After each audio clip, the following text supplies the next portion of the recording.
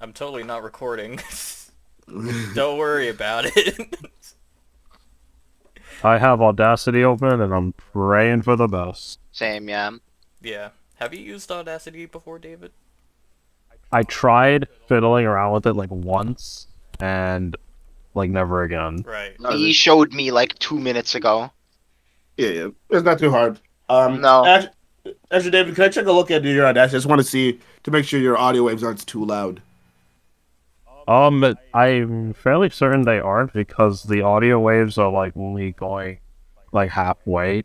They're like at the 0.5 range when I raise my voice like high, At the 0.5. like highest. Okay, highest. Okay, that's good. That's good. Do Because y'all honestly, hear me eating popcorn? What? not really, honestly. Okay, great, because I've been eating this whole time. Okay, then. So I guess Wait. good. I got my water here. Good. I took a piss. I think I'm ready to go. You got a beverage?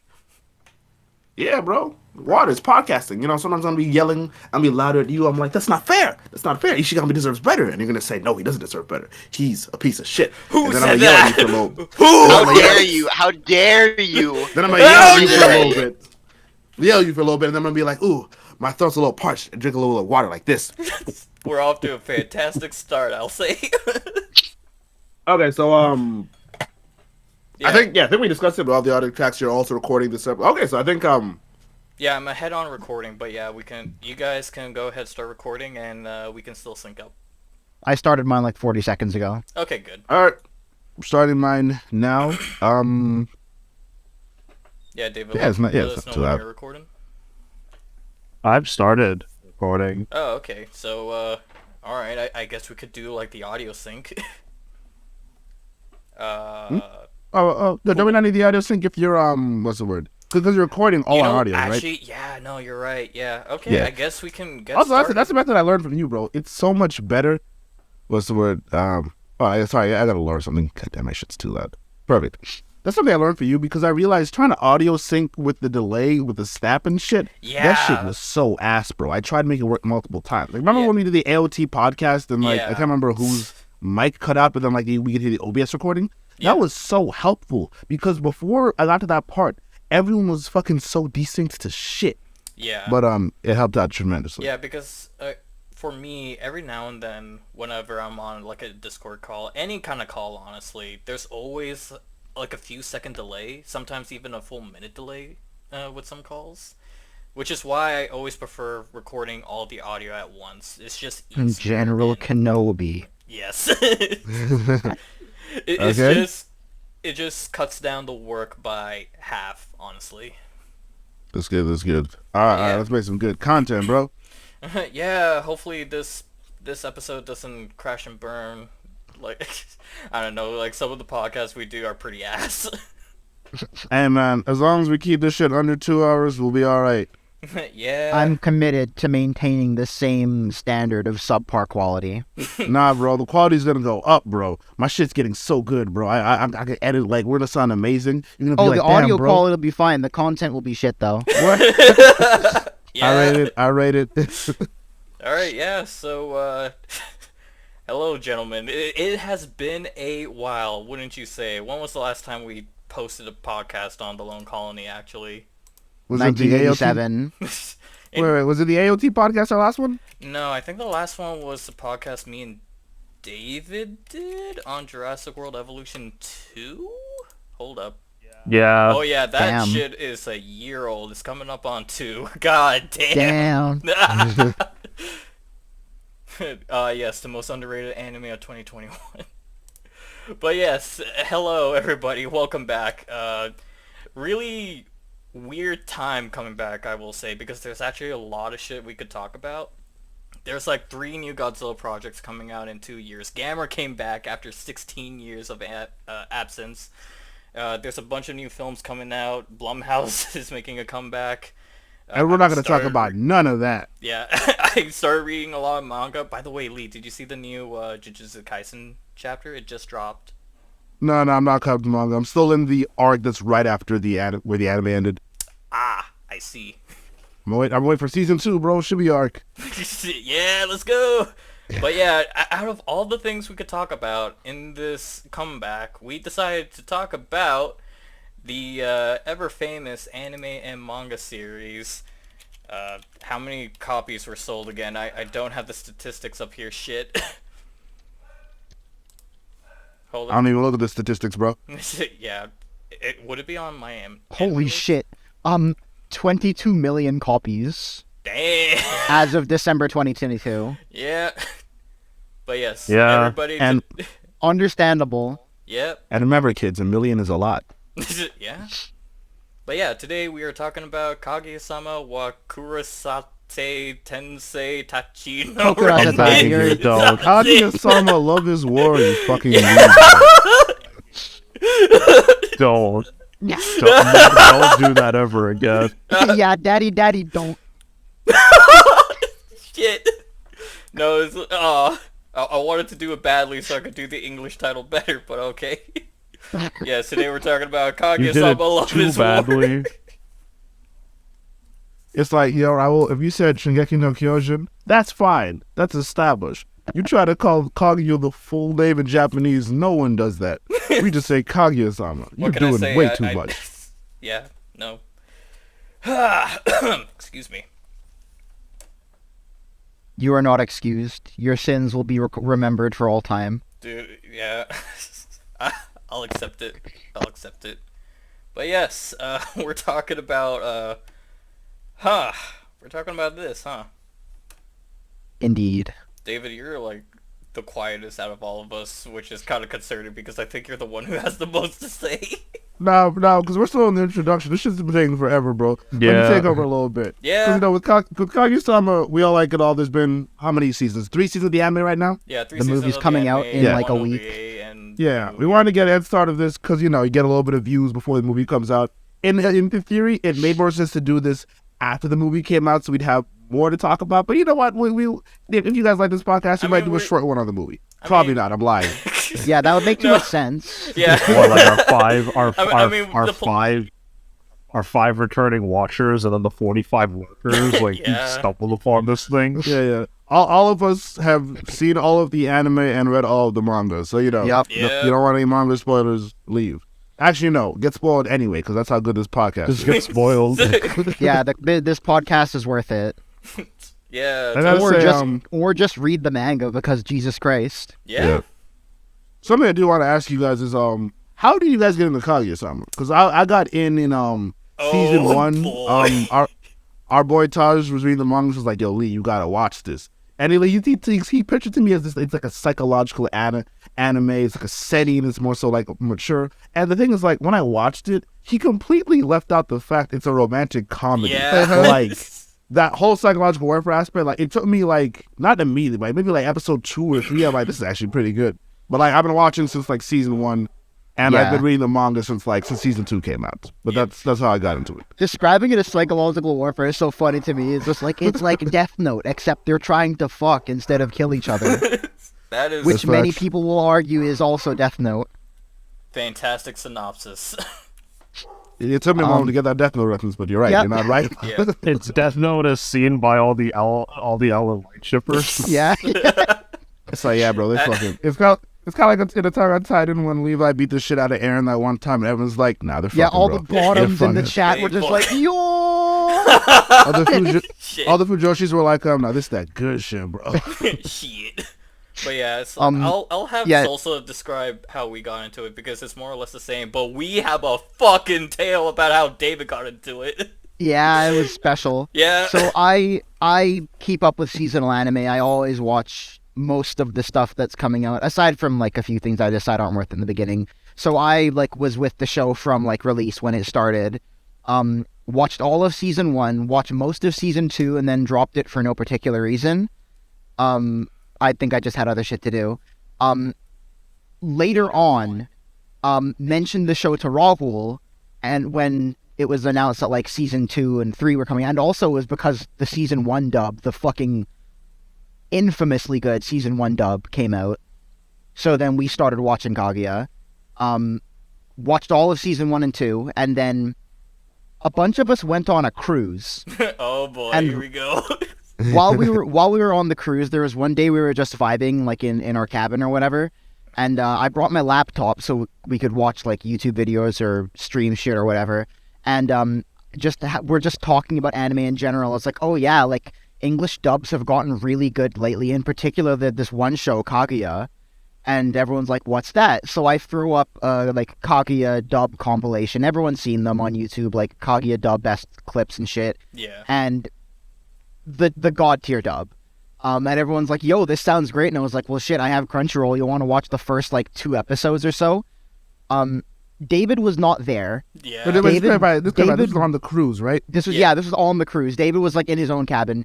David walked in halfway through, I think, the 2nd episode, Yeah. not understanding anything, but, like, instantly everyone in the room was hooked. Yeah. So like after like we spent multiple more days in that cabin watching Kaguya whilst on $1,000 cruise. That could realistically have watched Kaguya when we got back, but there was no time for hesitation. And then we all watched season 3 together and everything. And when we finished that, most of us just dove straight into the manga. I did for sure, and it's good shit. Yeah. Luckily, I was there for the ending to see the last couple of chapters trickle in. Yeah.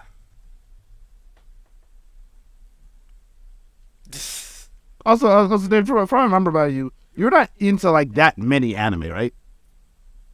Me? Yes. No. But like, I walked in, and I remember the scene. It's this. I walked in. First thing I see from this thing is it's the scene where Kaguya is like, she's hiding behind a door. Yes. Right. Yuki's talking about her to some side character. Oh, the person it's who like- wants some girlfriend advice. Yeah. Yeah, and it was Ah. like the funniest thing I've seen in my life. Still is.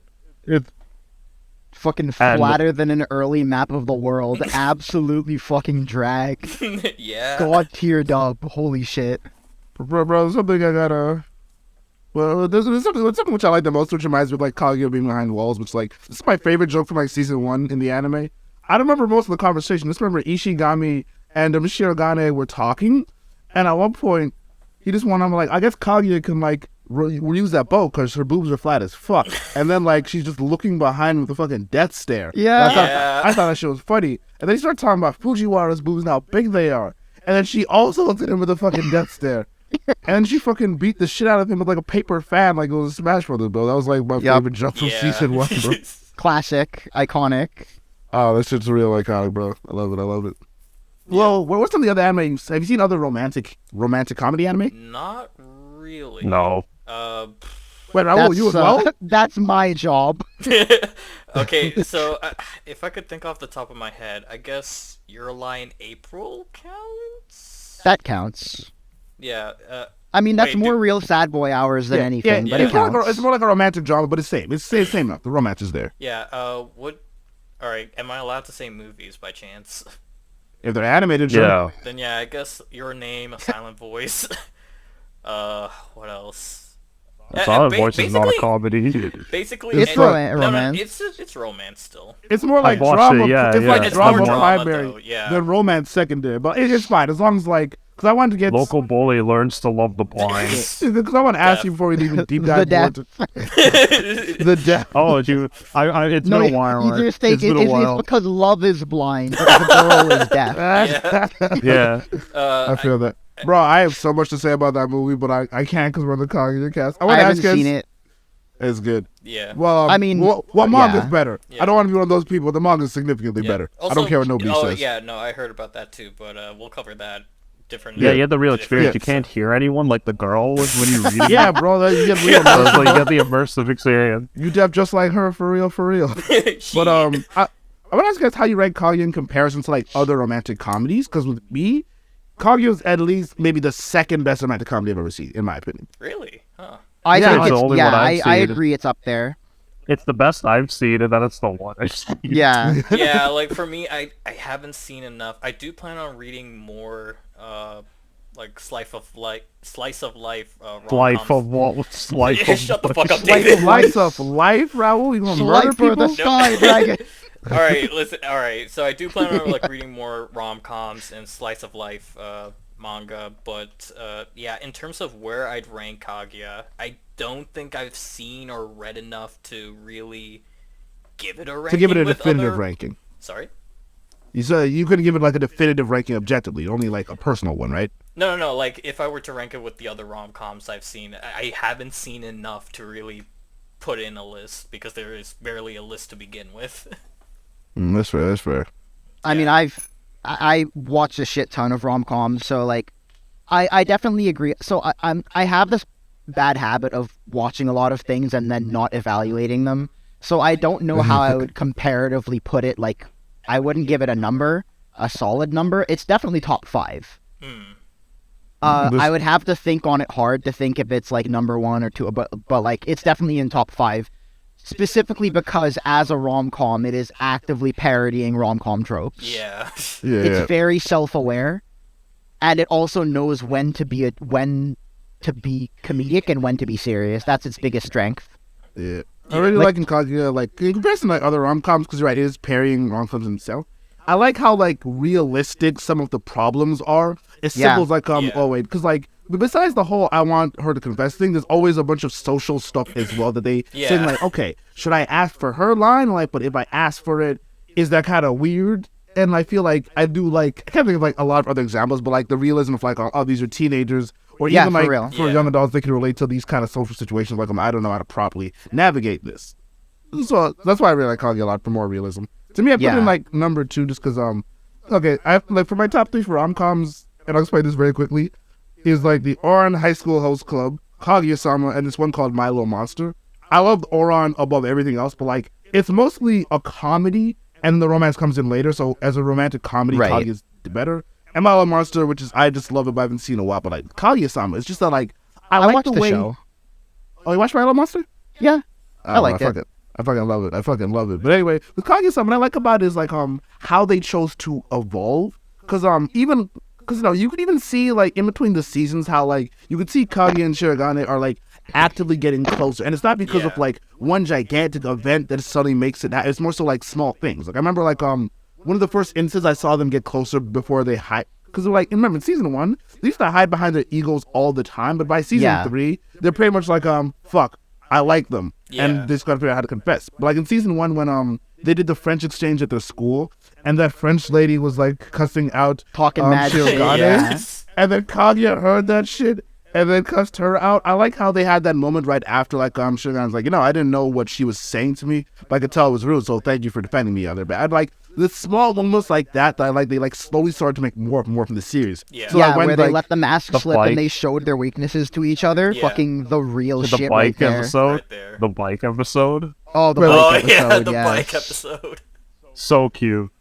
But even what reminds me of the bike episode, because what's the word? I like the episode in season 1 as well. This is like my favorite set episode in season 1. It's when it was like summer break or some shit like that, and they both, even though have each other's lines, they don't want to message each other, but they're constantly thinking like, "Fuck, Yeah. I really wanted to message me. I really want to talk to her and all this shit, or like talk Yeah. to him." And like the episode ends with them both going to the student council room at almost the exact same time, but they miss each other. Oh, And I'm that like, one was bro. yeah, That hurt. yeah. Yeah. Shit. I'm not gonna lie, but I feel like I've related at some points in time, because like back before I was a degenerate, when I'd have a crush on a girl, this shit would last year long, if not longer. And I think to myself over a summer, I'm like, damn, bro, I really wish I could see my crush, but I don't know where she lives. The school's closed. Sometimes I'd wander around the school being like, I really wish I could see Molly or something like that. I feel like I relate to that shit, but damn. Yeah, it's some good shit right there. Also, even like with the also even with the wholesome moments, the last one I like was not at least the bike episode, but it was the one where it was raining and the umbrella one. Do you remember the Oh, umbrella Yeah. right, episode? before The umbrella one. Before Kaguya got sick, right? Yeah. Because it was funny shit when Shirogane just like drove past her and then made her wet anyway. But no, I like when they're both figuring out how to share this umbrella. And then they end up sharing it, but they're like so flustered that even when it's not raining, you see them walking, holding the umbrella and staying close. I'm like, bro, that Yeah. shit's cute. That Oh shit's wait, no, really that's cute. different. Hold on. Yeah, no, sorry, Yeah, I was gotta- thinking of something different. Yeah, no, I gotta fuse two memories together, but like you remember the meeting. No, Yeah. yeah, I remember. Yeah. If I had a nickel for every time they had a romantic near miss in the middle of a rainstorm, I'd have 2 nickels. Yeah. Yeah. Which isn't a lot. But that's still one more than you think. You know what I mean?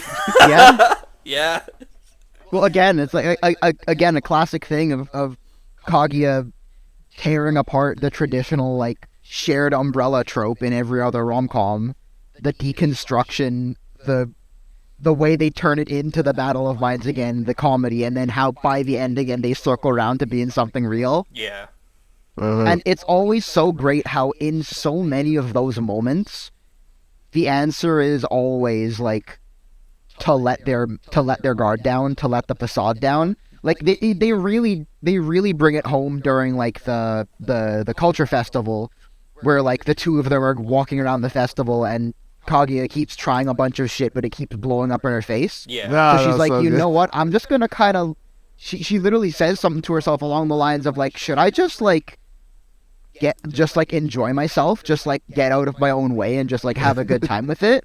And then she does, and she's like, I wish this day would never end. It's like, there you go. Yeah. You figured out the answer. Yeah, it was really like the evolution, but I felt like because actually this is something which I'm not sure you guys would agree with, because I know you guys still very much like how the manga ended. I've been less than that, but I feel like as the show kind of evolved, I kind of found it less funny.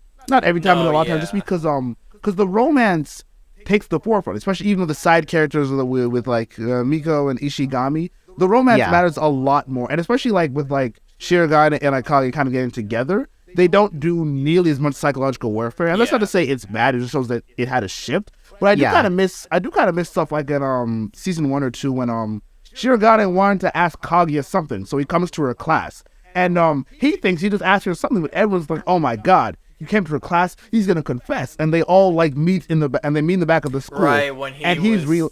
when he was asking her Yeah, to help because him he was with gonna the- ask her to run the- for his like co-president. Yeah, Yeah, with for the that. And election.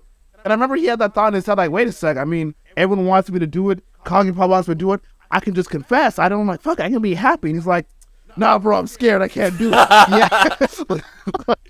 That was so funny to me. Even with cases where like I remember like I think this was season 3 as well, when like Shirogane tried to ask Kaguya out to the aquarium under the guise of like Oh student my council fucking work. god, the shoujo manga. Yeah. The Oh, the shoujo shoujo manga manga work are too. fucking hell. Wait, but before we get into that, I just look like when he asked her or tried to ask her to say we go to the aquarium under the guise of doing student council work. I like how she pretty much rejected him, and then like an hour later, he's like, "Wait, did he just ask me out?" And just, like, Yeah. fucking Yeah. looked at her. Oh, another moment where like if we just we have to talk about the quality of the dub versus the sub Yeah. at some point. The rapping. The rapping okay, but like the fucking yeah. But fucking literally every other moment than that, like the decision to turn the narrator into a character, absolutely fucking galaxy brain. To have Listen. fucking Whis from Dragon Ball Super be giving us the play-by-play on a rom-com is Oh, that's one just- of the smartest ideas I've ever seen. Yeah. It's the same voice actor in the dub. It's Whis. Yeah, it's fucking Whis, dude. That's interesting. Yeah, because he's great. I've seen a I- few clips of the dub, but I'm mostly watching the sub. But Whis. Oh, that's dude, you interesting. need to watch the dub. Like, we've watched everything in both. You need to watch the dub. It's a different show, dude. Yeah. It's like, If you were missing the comedy, right? Watch the motherfucking dub. Just watching the dub in the second watch. I may do that for sure. The Kaguya dub is one of the very few times where I would say the dub is superior Yeah, to the for sub. sure. For sure. Like, Sure the enough. movie is only showing in sub by us. Still gonna watch it, but I will be waiting with bated breath for that dub. Yeah. Be like on second week they announced the dub cast. We all go back to the fucking movies, watch it I'll again. fucking do it again. I saw Jujutsu Kaisen twice. Yeah, I'm Fuck, I down. wish I saw Jujutsu Kaisen twice, but that movie was sick. Yeah. I saw it in I saw it in sub and dub, so I'll Oh. fucking do it again for Jujutsu Kaisen, a show to which I am partial. I did that. I'll fucking do it for Kaguya. I'll fucking see Kaguya 3 times if I got it. But no, like the quality of that dub is unreal. Yeah, it's really fantastic. Like just straight up the fact that the narrator is a character, the fact that they basically changed his lines to like, I mean, you know how the narrator works in the sub. You've seen the sub. He's more or less not very present. In the dub, the narrator is omnipresent. He's literally giving the play-by-play. Yeah. He's reacting in real time to shit. Wait, are you saying that the way they gave the narrator more lines in the dub? In the dub, yeah, they gave him more lines. They gave him personality and everything. Yeah. At one point, he breaks the fourth wall and just says Hayasaka is best girl. Yeah. Yeah, it was pretty funny. Man, I love the moment I where... do like the narrator in the sub just because there's something about his voice. It's He's just a good so narrator. Yeah, for sure. But I But still, he like holds, I said, he holds gotta no watch. candle to the dub. Yeah. It's like I gotta watch more of the dub to know. But like, it's just like, especially when he gives small lines. Like, remember like when everyone was studying for their test, and like Shirogane is like, I don't give a fuck about passing or getting the #1 grades or some shit like that. And it was like, Shirogane was lying, and then he did this They for do every that in single the dub, one. but better. Yeah. Really better? Yeah, I don't know if I can believe literally that. better. It was already good in the sub. but Yeah, I know. I know. Yeah. The way he also reacts to like certain situations really just elevates it a bit. Yeah, Especially so, when like in that bit you were talking about where like Kaguya asks him out. Yeah. Like, he asks Kaguya out, and then he's literally like, oh my god, guys, it's happening, he's doing it. basically, And then like- he asks her out, and she's like, no, we don't need to go. And he's like, oh come on. Yeah, like the great thing about Man the narrator. walks away from the mic. Yeah, the great thing about the narrator is he's kind of like an extension of the audience. He's there. He with really us. is. He's one of us. Yeah, one of us. No, but yeah. Like, he's not all-knowing and all-seeing, like, in the sub. He's part of the audience, so that really makes him... That also, like, makes him a great character. He's more engageable that way compared to the sub. Like, that's why I say the narrator in the dub is a character. Yeah, I will... The narrator is not a character in the sub. The narrator is narration in the sub. The narrator in the sub does have some moments, but keyword some. Meanwhile, in the dub, he is... Every hitting all the time time. he speaks, it's like, hey, there, boys! Yeah. David, I you've been really fucking quiet. I mean, you guys are bouncing around a lot. Yeah, He's waiting for the good part. he's waiting for the good part. All right, that's fair, David. That's fair. I mean, yeah, like, because we're talking mostly about like the first half, right? Because it kind of split the show like to two. And I guess in a way, like, what makes the first half so good is obvious once you watch the first episode of the show, and it's basically that the whole time, right? It's a parody of, like it's also said, it's a parody of or plenty of not just romance anime, just romance stuff in general. They make fun. In the manga, you get bits that were cut from the anime. They make fun of like shipping culture. Yeah. They make fun of it's also the tropes of anime, specifically when it comes to like it's World War Tsundere. Like that's my nickname for the show, because that's what it is. Right? It's like the whole bit is like, hey, what if you always have one of the characters, usually the girl, because the tropes are usually for them. Person likes the other person, doesn't want to admit it, hiding their feelings, stuff, right? And the tables kind of turn now, where it's like, oh, now it's both of them, but like you have the, they don't want to admit it, but they're trying to get the other to admit it. Like, on paper, it's already a fun premise, and you watch the show, those first 3 seasons now, they give you exactly what you want. It is Death Note on a romance anime. Yeah. So it's Death Note. Death Note, yeah. And like the execution is there too, right? The jokes are witty, punchy, in both sub and dub. But like the dub is better. They kind of add a bit more flair to things. You guys were talking about like the narrator's amazing, all that jazz, but just the dialogue itself too. There's slight like blemishes of like they add in like clever pop cultural references, and it's like they're not like eye roll. These are like very much like solid. They're like very solid, ingrained references that are like they're not cringe. I guess you say, right. Perfect example is like I think my favorite reference in the show is when they're locked in a warehouse or something. Not a warehouse. I The forget what it was. Yeah, it's like the equipment locker or whatever the equipment. And they're going thing. on about like this analogy with The suspension bridge effect. the suspension bridge, and it's a scene, and they use like they animate a little like a mini animation that's based off of Dark Souls, Oh, but it's very specifically like a very specific PvP zone in the DLC where you're invaded in a certain location with a bridge that collapses. I Like- did not know that specific. What the hell? It's no, that's the thing, right? It's not just like point at things like, oh, I know the thing. It's like, they clearly kind of know what they're doing when they make these live references. They're very surgical, I guess to say, or precise. Yeah.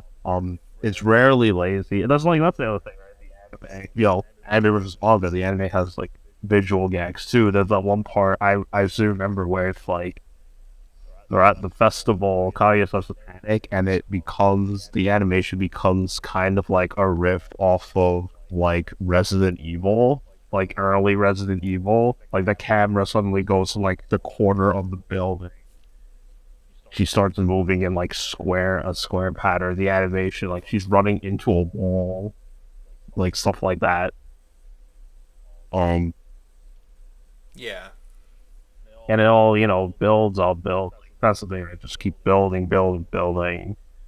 You got the big, like, emotional climax of the culture festival. You get the kiss, you get everything. It's really grand. The balloons, One the might imagery even on say top of the tower. ultra romantic. Uh, Some would say war. But like, I guess the thing is, like I said, talking about this stuff, you watch the first, like I said, you watch the first episode of the show, and it's that for like most of it. There's times where it's usually like the seasons have a very specific formula. Most of the season is the Death Note stuff. It's what crazy, insane, nonsensical like game are they gonna play today? Where they're gonna try to get the other best, but it's always like such a reach of logic of just everything. And then it gets like a little bit more serious, there's a bit more spice added in, there's a bit more of like the characters do have legit problems, Yeah. like and personal relationships that they have to sort through. By the end of the season, there's usually a big serious climax. First season is fireworks one. We learned about Kaguya's like family situation, the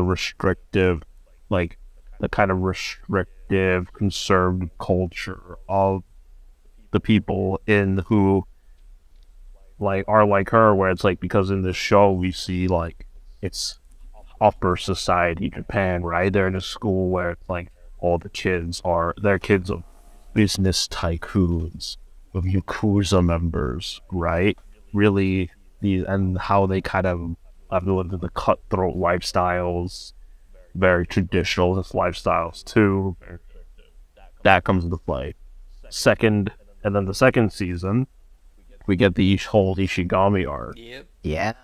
That's kind of looking at, you kind of see it as how like,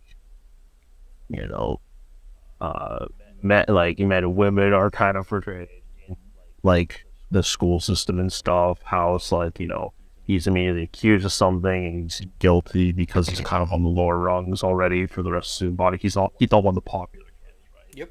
So they take the word of the other guy like almost immediately. And also, there's the drama there and stuff, right? Very serious element. And then season 3 called, cultural festival, right? It kind of did crumble, like all the kind of humor and all that stuff crumbles down and be more proper, very almost traditional at times, like romance story, and you get the romantic climax, right? And that's kind of how they all go, where it's like there's the little meanderings at the beginning, and because each arc in the manga too kind of ends with like a very serious, very heavy sort of thing happening, and it does become like less, the humor becomes less and less frequent. Which I find unfortunate, honestly. Yeah, that's the thing. Because I guess moving on to the second half of the series, right? Yeah. It becomes almost mostly serious. Like the Kaguya's family, that plot line really kind of explodes into like all sorts of intrigue stuff. Miyuki's having a problem with money and all the other thing. He's having a problem with money? Wasn't that part of it? Like, No, what because school? Well, that's always a bit. So I should have mentioned that's always a bit. Talking about it a bit more later on. I think at that point, his insecurity is about being poor, right? Like they. That's what you mean. Yeah, that's what you mean. Yeah. But I remember it got a little better when their dad became a friggin' YouTuber. Yeah. And then his children started respecting him again. Ishigami's, but here's the thing, like Ishigami has his own he's in like a love triangle situation. He's played very, very, very straight. Yeah. Way more than you can probably get work, right? Like, and that one thing that does happen, and I kind of agree with you, Lee, where it's like the drama stuff is it's really good. It's some of the best stuff in the series, but a bit of the uniqueness of the series is lost because basically they just don't do the kind of Death Note style mind that kind of goes away. Yeah, and it's a bit like damned if you damned if you don't, because obviously, like, you know, with the romantic comedy, like, you can only do the same thing for so long without getting stale, and obviously you can kind of try to evolve it as we talk about how the series evolved over time. But the problem is, which I have just like, when should a series end? Because some romantic comedies, when they get together, they end. Sometimes they go on a bit longer. With Kaguya, I felt like it went on longer than I would have hoped for it. Right. Akka said the same thing. Akka said that he felt like he went on too long, and he wished he ended a bit earlier. And something I noticed as well with, like, because I think some of like the drama with, like, you know, Ino and like liking Ishigami, I kind of like how they started playing that at first. Yeah. But by the end, I fucking hated it. Just because, like, I understand they did, like, you know, I don't really like this person, then, like, someone else likes them, not alone, but jealous, like, feelings can develop. Even if you may not think this in a sincere way, they can be sincere. But it's like, I don't know, that whole arc with, to get Kaguya back, the premise of it, I didn't dislike, but I felt like it didn't feel realistic. And that's not to say, like, oh, of course it's a manga, it's not being realistic. But the thing is, like, I think what kind of makes some of, like, some of his humor work is that sometimes the scenarios are realistic in the social aspect. So, like, when they're, like, trying to, like, combat, like, Kaguya's family, and, like, Fujiwara's, like, having a face-off with, like, Kaguya's older brother who likes the money and shit, and just, like, it felt weird. That chapter is really weird. Yeah. Yeah, because I understand, like, what's the word? Obviously, like, Kaguya's family, they're rich in the sense they're corrupt, but I feel like too many series do this as well when they don't necessarily explain the specifics of, like, how the hierarchy works. They mention how, okay, this whole thing was brought together by Kaguya's father, and if he dies, it all goes to shit. But, like, they don't ever kind of explain why. Like, in my head, I can assume reasons, like, okay, maybe he just has relationships with people who only work with him, but they don't kind of explain that. So, like, no, they do. They do 100% say it. Because they say that the Shinomiya family basically was built on his charisma. Off the charisma of his father, and they literally tell, and the son who is trying to take over, the other brothers tell him, just like, you don't have it, you don't have the sauce, you're not as good as dad, and you will fail as a leader. You're not good enough. Yeah. And they said, I'm saying that's kind of like all they say. They kind of don't get into the specifics of it, because the way how a lot of, like, generational wealth kind of works is that, like, you kind of just set it up, and then you're good for several generations. So I thought it'd be interesting if, like, they explained why this wouldn't work, because he's kind of already put those relationships in place. Why would they necessarily need to falter if the systems put in place were not good? But like I said, that's more of, like, a specific issue that I kind of have with it. it kind of worked out to be like fine, even though I found like that Fujiwara chapter a little bit weird. And also Yeah. I even noticed about like because in the middle of this arc, they had an episode when they were like debating the best ways to like cook yakisoba. And I remember like when I read that chapter, I couldn't get into it because it felt so out of place. Even though I kind of like yearned for like what the first half of the series was with like its kind of comedy, this Yeah. chapter, it kind of came in the middle of a serious arc, so it still felt out of place. Even They though were I wasn't. trying to ease the tension a little bit. Yeah. Yeah, I can see why. Because obviously that's still like a little bit of the appeal yeah. of Kaguya. But there wasn't like, there was no actual psychological warper to that. It's more so just friends kind of talking about like what's the best way, which Is maybe- nice, but like I get that it was like it was out of place Yeah. considering that the arc that they were in was, very heavy content to Yeah, it's have supposed- this random and at least it didn't go on very long, but like I mean, I get it. They're trying to like ease some of the tension, have a little bit of denouement before the big push. Yeah, man. Yeah. But yeah, apart from that, because those are actually no, I have one more big gripe with the second half. It's the first two being well, we just went through that. It's being like what's what Ishigami. I almost said Shinigami. This really is that. No, it's Ishigami's love story with me. Because the thing, like I He said, becomes a demon and tries to it's persuade like Kaguya to kill people or some shit. The Bro, greatest yeah. plot twist of all time. yeah, really. bro. It's that great hope. Yeah, but it's more so like I said, I like the way it started off. But what I didn't like is I don't think because the way the story ends is like okay, it's the Miku's the student council president. Is Ishigami the vice president or is he still the treasurer? think I don't he's remember. He's the vice president. The vice president. And the thing is, like, I don't like how they just gave them, like, Shirogane and Kaguya's story because I think their story made sense for them because, like, Yes. the way Shirogane and Kaguya were described, they both have this big sense of, like, fucking ego would kind of, like, make sense for them to, like, actively not try to invest with each other. But the thing is, like, to end the manga, leaving their story unresolved and to put them in the same position, I didn't like. I did Yeah. like the chapter though, explain like how Miku kept trying to keep Ishigami around with all this fucking work, but he's too fast doing this work, and Ishigami's kind of suffering. That was kind of funny, but like, Yeah, because as he far- wants to ask her out, but he's too busy with all the work she's giving him to do it. yeah, I'm just like- like, I'm not gonna do it. I'm not gonna do it. I'm just like, fuck, man, I really did not want that to turn the way it did. Yeah, No, there is a certain yeah. level of, like, especially near the end. Now, it is August kind of the circle of being a simp or something. I don't know. Really coming around where it's like, oh, Ishigami and Miko are like gonna be the next Kaguya-Miyuki. They're gonna do the mind game stuff, all the silly shit, right? And it's implied that they're gonna go through the same thing and they finally they finish with each other. That stuff, right? Problem, Kaguya-Miyuki pre-series didn't almost fuck. Yeah. Oh yeah, because they got really close. Ino Miku was- and Ishigami were about like she invited him into his room. Why they were probably asleep together. or at least make out. They're gonna do something. Certain level of, there's so they've already reached that like a certain level of intimacy, and like the thing is, right, it's not even portrayed like it's supposed to be like casual sex or whatever, right? But it's very much framed as like they're admitting that they want to be intimate and they're about to have an intimate moment before they were interrupted. Uh-huh. So they're already way past, like, they're already at a certain place. And it's like the series doesn't really make an attempt to explain. It's almost like they feel like it doesn't have like Yeah. if you wanna say something about how relationships can have their kind of peaks and valleys like that, they could. But after that, you kind of need to really justify why they're kind of regressing back into the certain habit.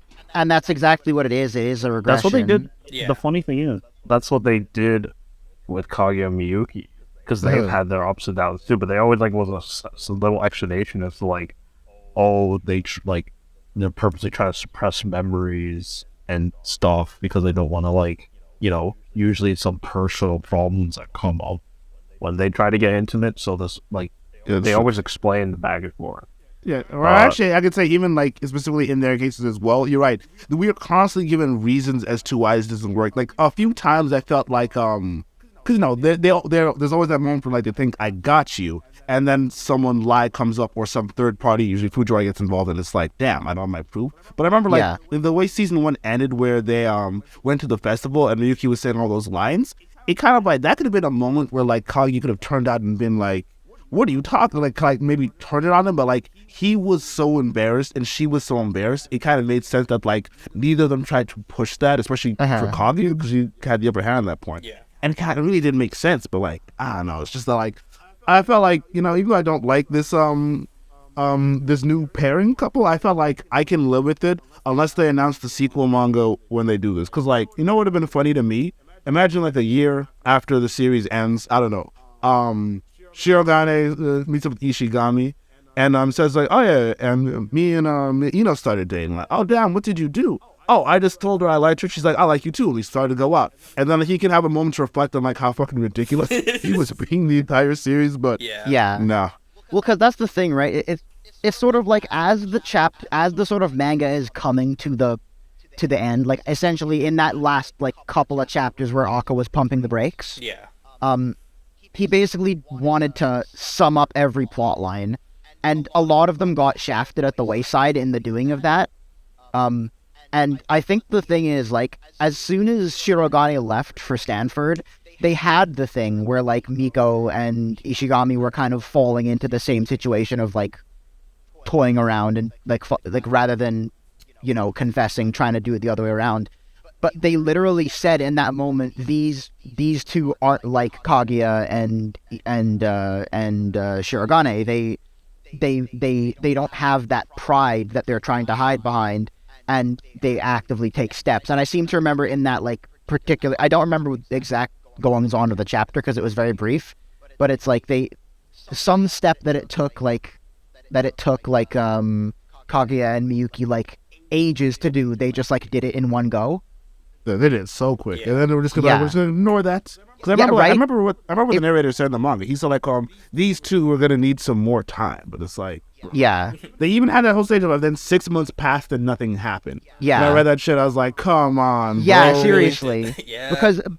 And that's because in that he's literally just trying to echo Miyuki and Kaguya. That's basically how he decided to end that arc.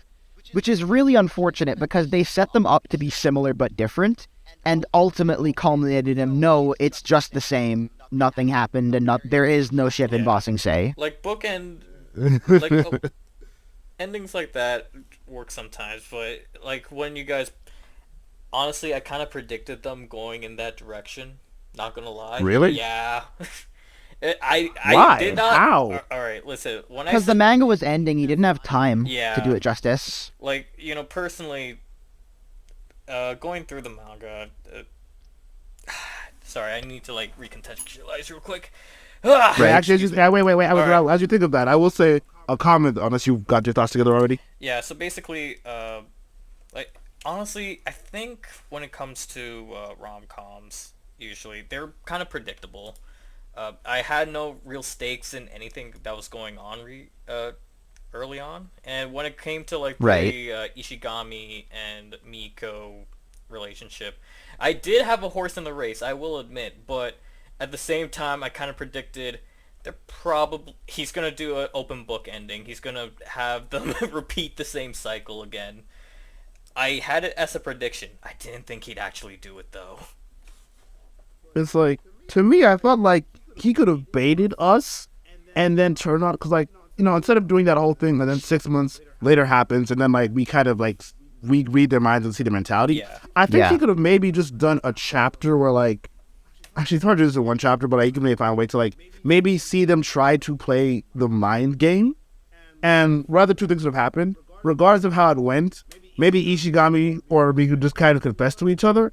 Or like, let's say they're not as smart as like Shirogane and Kaguya, so one of them catches the other one. So that must mean you must like me, and they're like, yeah, I do like you. I'm like, oh, that's cool, I like you too, and they start going out. Like I thought, I think that would have been better than how they left it. Honestly, yeah.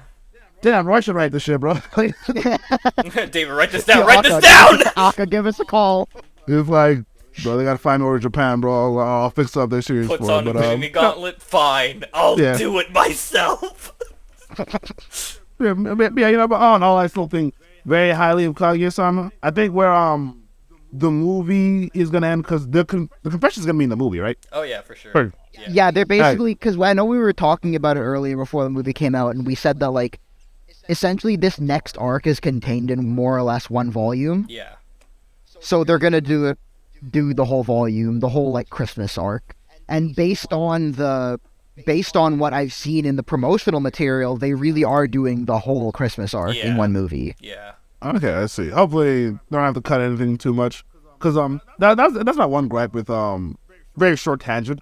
I have a gripe with most anime movies for a few reasons. One, Jujutsu Kaisen Zero is okay because that's canon, and but a lot of anime like filler movies, most of them suck. Some of them are okay, Actually, but like, you know that? but even like when they do anime movies with story, they have such a problem just cutting fucking content. Like the Berserk Golden Age movies, they cut so much content from the fucking manga. They've announced that Haikyuu, they're gonna end the anime with 2 movies. That's like 100 chapters they're gonna put into 2 fucking movies, and it's gonna suck. I'm really not looking forward to it. So for Haikyuu, I will say that's a unique situation because I haven't watched Haikyuu, but from a friend who's watched it, apparently one entire fucking season of the show was a single volleyball game. That actually happened to 2 seasons of the show. Well, there you go. So that means that as long as they stop dragging their fucking heels, they can portray a volleyball game. Right. That's a sports anime. They can be quicker with it. No, I mean I think so, but the thing is like it's 2 movies and it's gonna go over like. It is very quick. 100 chapters in 2 movies is nuts. Yeah. Actually, Lee, Yeah. bring Wait, that up. is a sports anime, isn't the whole idea then that it would be focused on the sport? No, Kind of. You got time in between. we don't do that here. Like I did hear some even the manga. Sometimes the games would run for like a long amount of time. I don't remember the amount of chapters, but like. Sorry, I went excited, but we're back to the Kaguya-sama movie. So I feel like it's Actually, no. Going back to what you're talking about, the possibility of the movie cutting out content. Even in the anime, some chapters were left out. I know one of David's favorite chapters was cut out of the anime, which was the movies. Yeah, the movies. Yeah, I love that. Ah, man. Oh yeah, the movie theater. So good. Man, had they He adapted wants that, just I could've the used it. frame with the fucking popcorn. He wants him just like leering over fucking 3 seats behind him. So good. Yeah. Especially like, if anything, because I remember like after I saw the anime and I was reading, I'm like, this wasn't in the anime. I think to myself like, because I thought about it, nothing is wrong with that chapter, but if I had to guess, it's just because they wanted to end the anime with the fireworks thing, so they had to cut that. But I was hoping to see that see some of the cut chapters come back as like maybe OVA episodes. Yeah, So I think that'd be really cool. Actually, Well, I mean, we know what they use the OVA for. Oh yeah.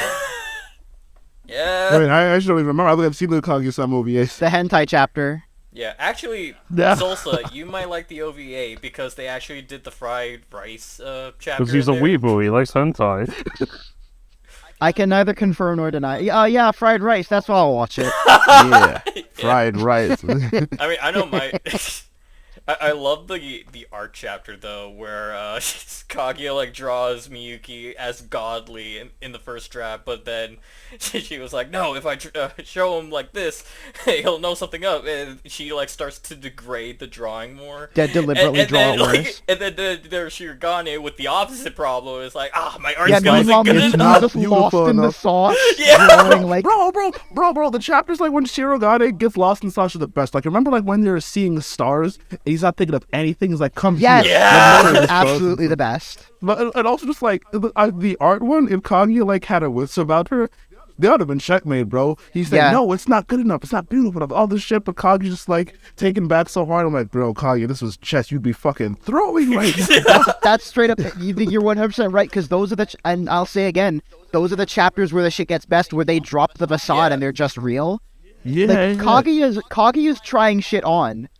Miyuki is not trying shit on in the least. He's just lost in the sauce. Yeah. He's just up. He loves the stars, and he gets to tell the girl he likes about them, and he's just fucking going off. Especially on stores like when it was me, I would... accidentally putting down the hardest game he's ever put down. Yeah. Bro, he says, if it was me, I'd wait an eternity for Kaguya. I'm like, bro, my guy, your Riz is unmatched. What the fuck? For real. Yeah. What did I do? my God. He's got game and he doesn't even know it. Yeah. And all he had to do was get out of his own way. Yeah. Yeah, man. I love to see that. Not love to see this series, but like there's an alternate timeline where like after they know each other for like 3 months, he just asks her out, and they're just happy they just spend all that time together. Because I feel like because even though like I criticize the drama later, I do like the drama a lot in the first half when like you do see Shirogane had these debates of like maybe it doesn't matter if I confess because like if I like her and I want to spend time with her, I should just make and like I understand like and his reasons for not confessing change over time, and I do kind of like that. But just like seeing like I don't know, it was really cool, especially when they first started to introduce the drama in. Yeah. And like going back to the content real quick, I do think with some of them they could make a comeback because there's still like the opportunity with OVAs. But going back to the movie chapter, I feel like because they go to the movies again later on after Shirogane confessed, so I can see them possibly doing flashbacks to the first date if they really. That would be good. That'd be good. Season 4, baby. Yeah, because it would be nice to have like a point of reference with them just. Yeah, well, yeah, because that chapter where they like go out on that date is like a really important chapter. Yeah. So they're not gonna not show that chapter, but at the same time, there's context that's missing. Yeah, no, exactly, because the whole point of them going to the movies again is almost like a retribution in a way, for their first attempt, which Kagi kind of floundered. Yeah, and you know what? That might actually be a good sort of way to reintroduce some of the mental battles. Yeah. Because it's literally a flashback in time to when they were still like they were still on their bullshit. God damn, you're right. So amidst the actual relationship arc, they can flash back to the mental battles again. Yeah, I think that's a really good idea. It's funny you said that because if call us. If Aka did a sequel series, he kind of set Shikari. He literally sets it up that like I think in the very last chapter they're back to the mind game, gonna try to make the other person propose. Oh yeah, because I like that as like a mini series, like maybe like 10 chapters, something like that. I'm not trying to read 150 chapters of that shit. No, that is literally yeah. the same. It literally just be the first. Except now instead of school shenanigans, it'll be like housewife shenanigans. Oh god. Oh yeah, that's true. Instead of him giving us like of social norms of being a high school and all that shit, it's social norms of marriage and shit, which does sound interesting. I love how this man like is like, okay, I'm done with Kaguya. Kaguya's finished, and then slides in some shit into Oshinoko. Yeah. He's like, by the way, Kaguya Shirogane, bottom text. Makes his two characters marry, doesn't elaborate, leaves. He's like, he said he was done, but he couldn't stay out of the game. Yeah, actually, funny. Okay, so I don't know about you guys. I know David and Solsa haven't read them, but Lee, have you read and/or heard of the Kaguya spin-offs? I've only heard of them, but I haven't even read them. Yeah, okay. And from what I understand, at least one of them, it's about the girls in the journalism club or student paper or something like that. Club. Yeah, the Sims. Yeah, those are short, but funnily enough, it was supposed to end earlier on. It's still going on. Every now and then, Aka would just drop another like 0.1 chapter out of nowhere. But yeah, so that's one of them. And also, when you said like alternate timeline, you just gave me war flashbacks to the fucking official Dojin. Yeah. The spin-off. Official. Yeah, okay, so... I had the same question. Alright, so this is how it goes. Basically, yes, Dojins are self-published, right? But the thing about this one, it was actually published by a proper publisher. I think it was one of the Jump magazines. And, Really? It's basically an official spin-off. But when you said timelines, you just gave me, like, absolute non-flashbacks because... Basically, you gotta tell me a little bit what happens in this. Okay, so it's basically an anthology series of different like some of them happen in the main Kaguya timeline, but some of them happen in alternate Kaguya timelines. Okay, for an example, there's a timeline where Shirogane is actually a girl, and Shunjin Academy is an all-girl school. Oh, that gay That shit. gay Yeah, that shit, gay yeah. Don't they confess of like chapter 1?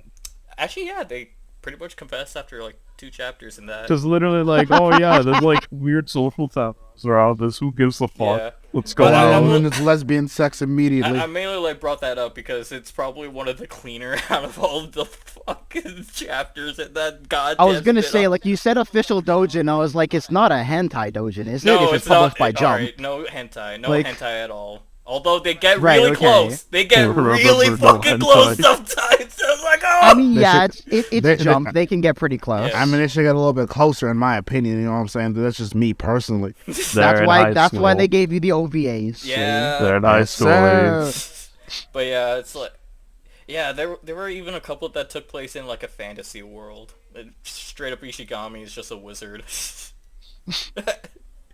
But yeah, like I do want to talk about the spin-offs, but at the same time, it's really jumbled. Nobody else has seen them. Yeah, nobody else has seen them. And no one else will probably read them.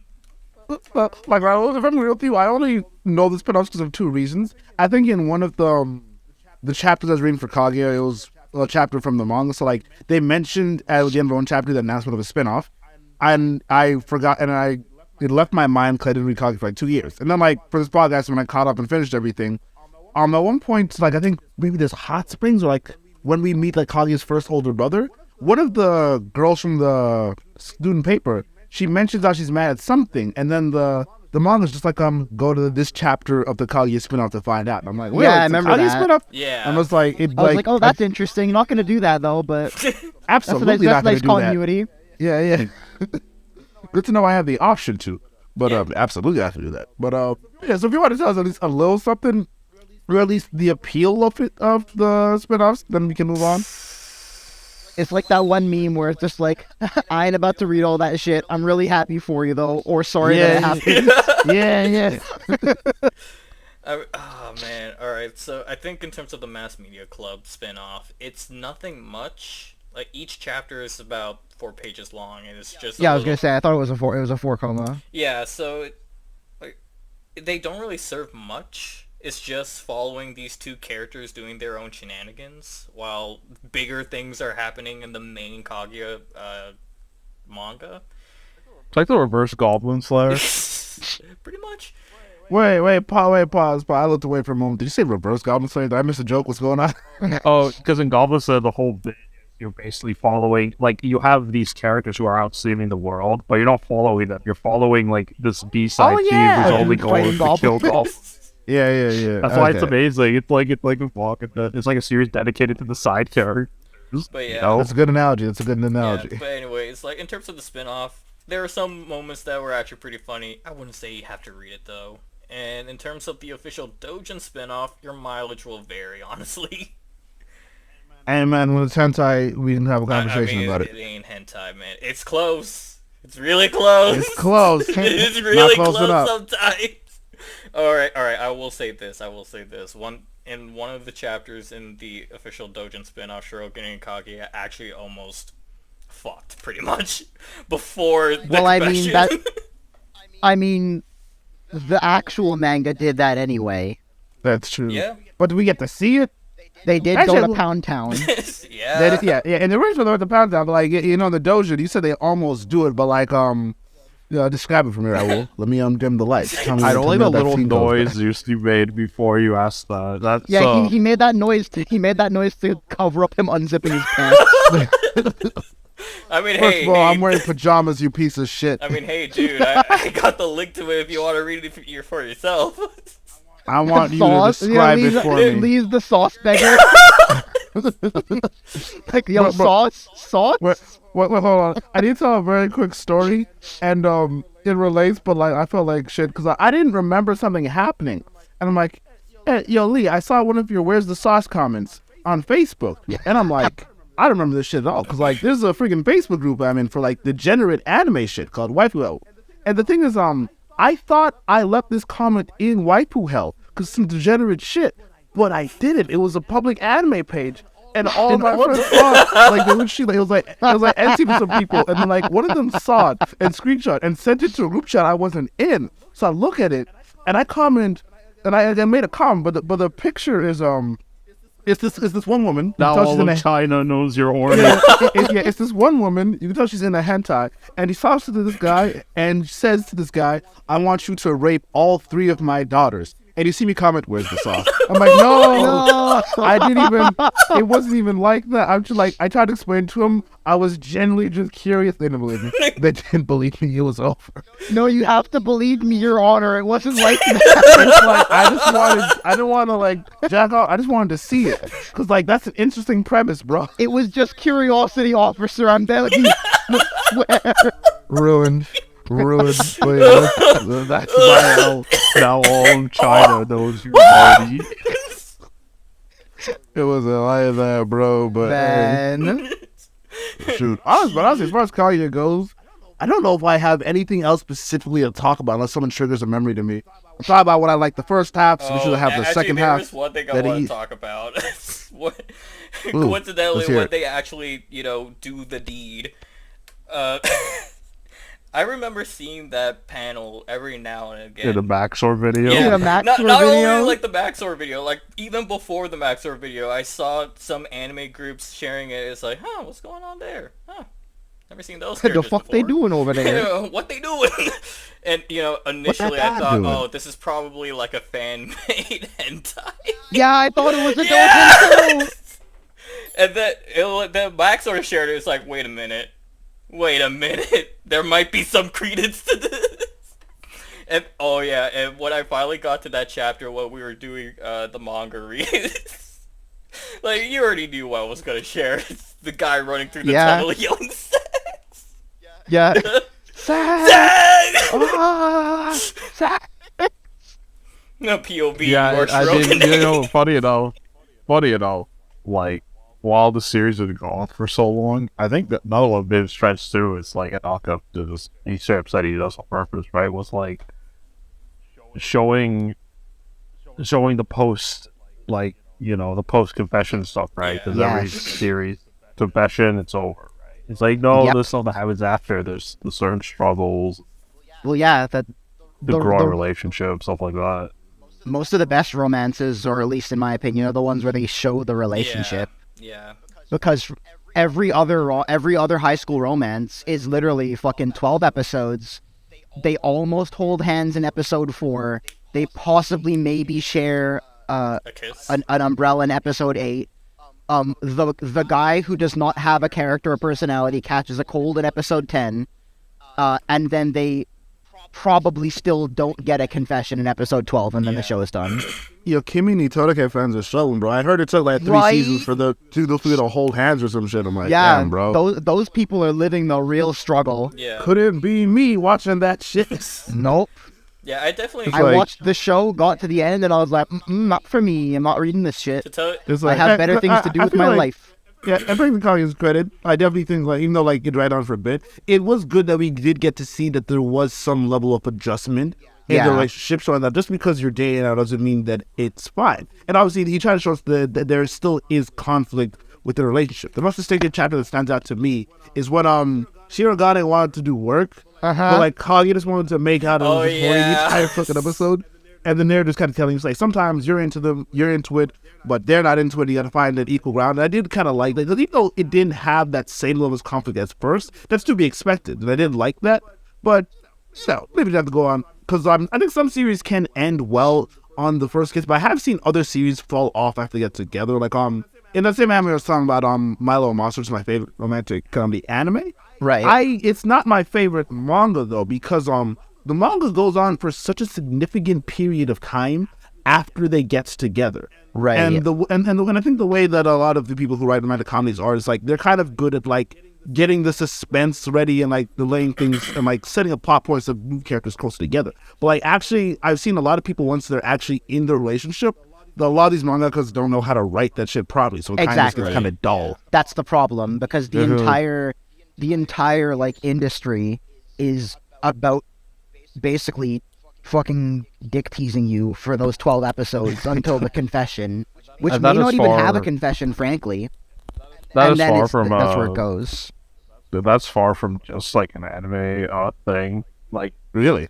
oh yeah, like in Western, there's plenty of Western Yeah. romance. It's mostly books and stuff that are like this, right?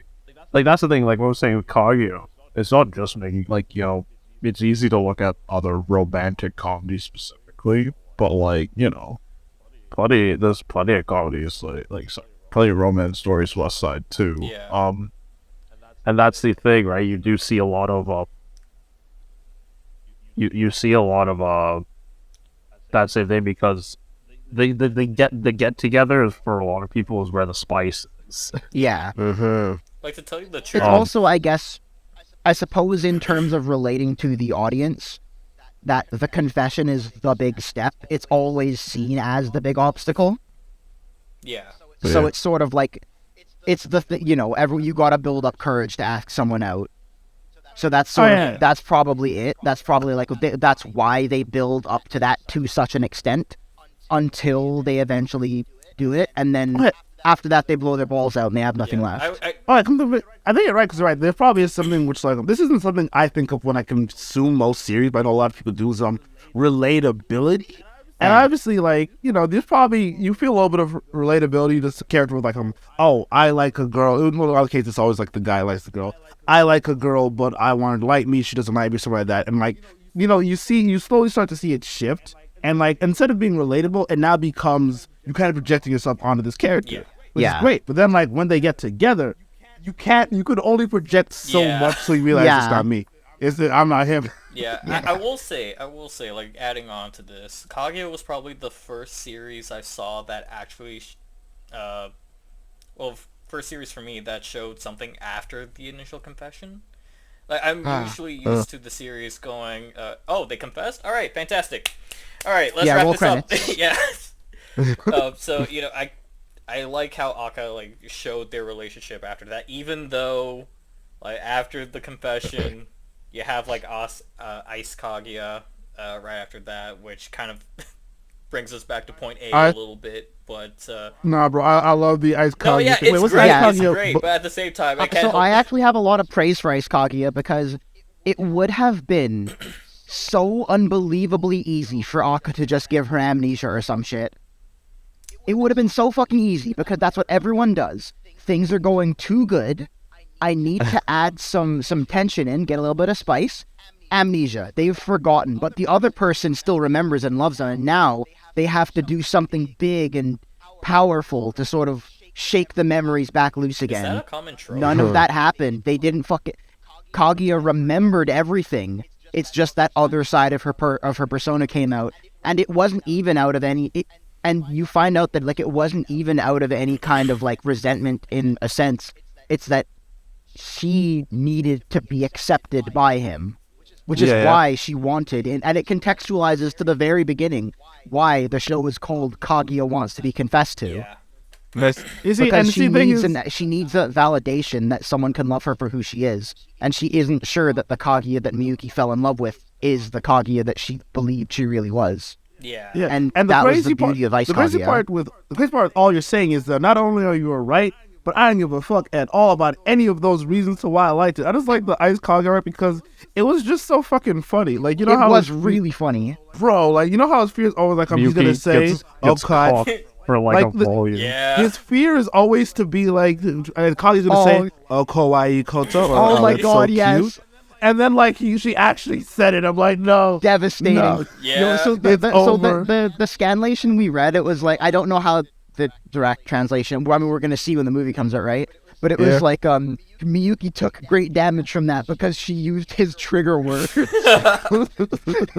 And I was like, and again, that scene is why I want to see the dub as well. Yeah. The narrator is going to pop off when she does that. Yeah. And I'm fucking ready for it. Nah, bro, the dub, the narrator is gonna be like, emotional damage. He would do that. They would do that. That is something they would do. Oh my god. Like, they literally use incredibly current, like, memes and shit in it. It's fucking... I will say that is actually something was that the narrator. I mentioned that they make some good references too. There's some that probably won't age so well. I remember there's a line where he's like, "Nisai." I'm like, that's gonna feel weird in like 2 years. Wait, the line is what? There's a scene where it's like, Kaguya. It's in season 3. Kaguya and Miyuki are doing more of like the whole shit. And the narrator makes fun of Kaguya. It's like in the English stuff, he does that a lot. But then I think he ends the sentence. He's like, "Nisai," and I heard that. I'm like, that's gonna feel awkward and like give it a year or two. That's gonna be a little weird. It does occasionally the English. I said they do great most of the time, but there are times where they go too far with the current, the current year, current meme stuff. And I feel like some of those are not gonna age. They already kind of haven't aged too well. So like, all right, yep, this was certainly what 2021. Whatever the fuck. That is true. Hey, did you guys remember what sub anime? Because obviously sometimes even with the current meme stuff, I think you could work it into a way that like it doesn't it doesn't draw too much attention. Like some things I've seen is remember the fucking Salt Bay memes that showed up in like 2 different anime. But, Yeah. like they kind of just did it Really? and like in the slime isekai anime, they're clicking one point and they do the thing and they kind of move on from it. So at least if you don't focus on it. OVA for Kaguya actually with the fried. Oh. Yeah, with the fried rice. They do in Persona 5. Nah, really? Yeah. Wait, the anime or the game? The game. Oh, I still got to finish the game, bro. I'm on the Casino Palace, but more on that later. Yeah. Man, I definitely see what you mean, though. But like, obviously, from the way that Tom Riders obviously seems to be working more often than not. But like, that is unfortunate, which I realized with the memes, because like, it took me a while to understand the reason why memes die is because it's just the same punchline with different joke setups, and even after a while, it kind of gets tired. Right. So hopefully, they don't do too much, or like in the movie, there's not too much. But, I've got good hope. I mean, I'm not watching the sub version, but I'll probably see the dubbed eventually, because you guys. When the speak so dub highly comes of out, it. I will absolutely 100% watch it.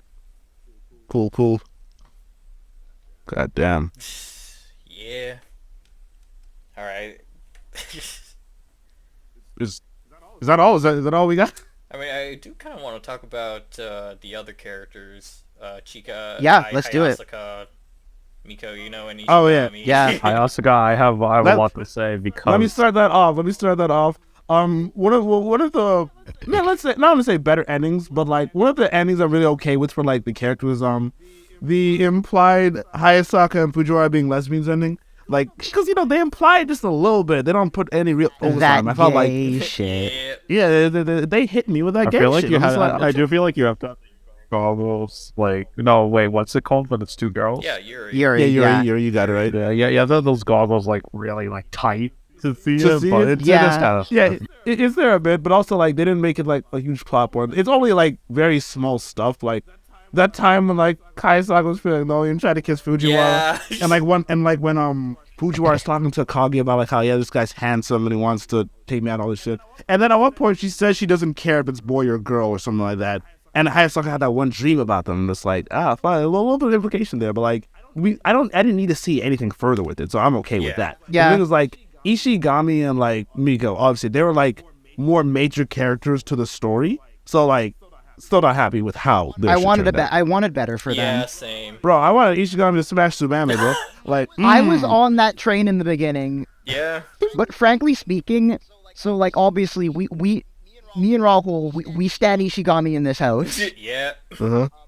So it straight up was that, as I'm beginning to realize, is a startling similarity to a startling pattern I'm noticing with me and shipping, is that I felt no strong emotions towards Tsubame in any way, shape, or form.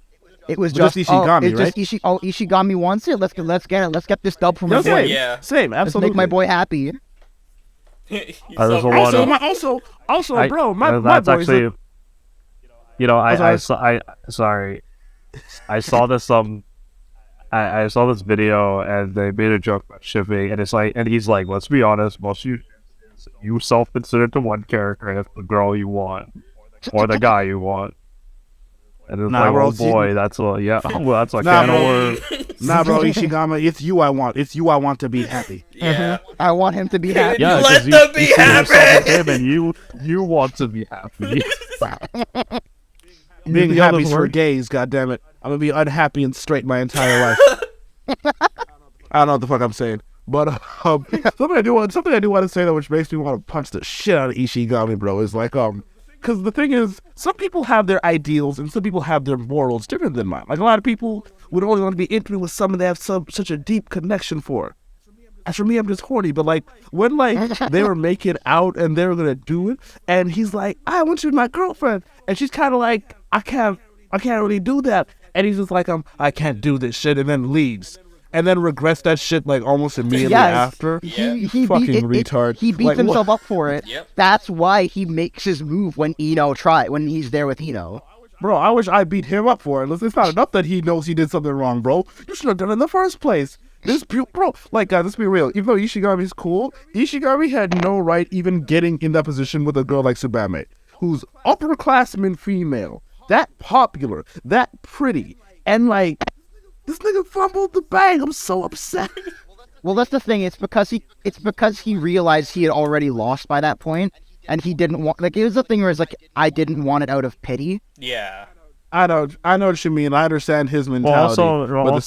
Also, like, because she was desperate for some type of connection too, because she just broke up and stuff, like, right? Yeah. Like so the great thing about that is, first of all, it's a bit of commentary on the difference of sex and love, right?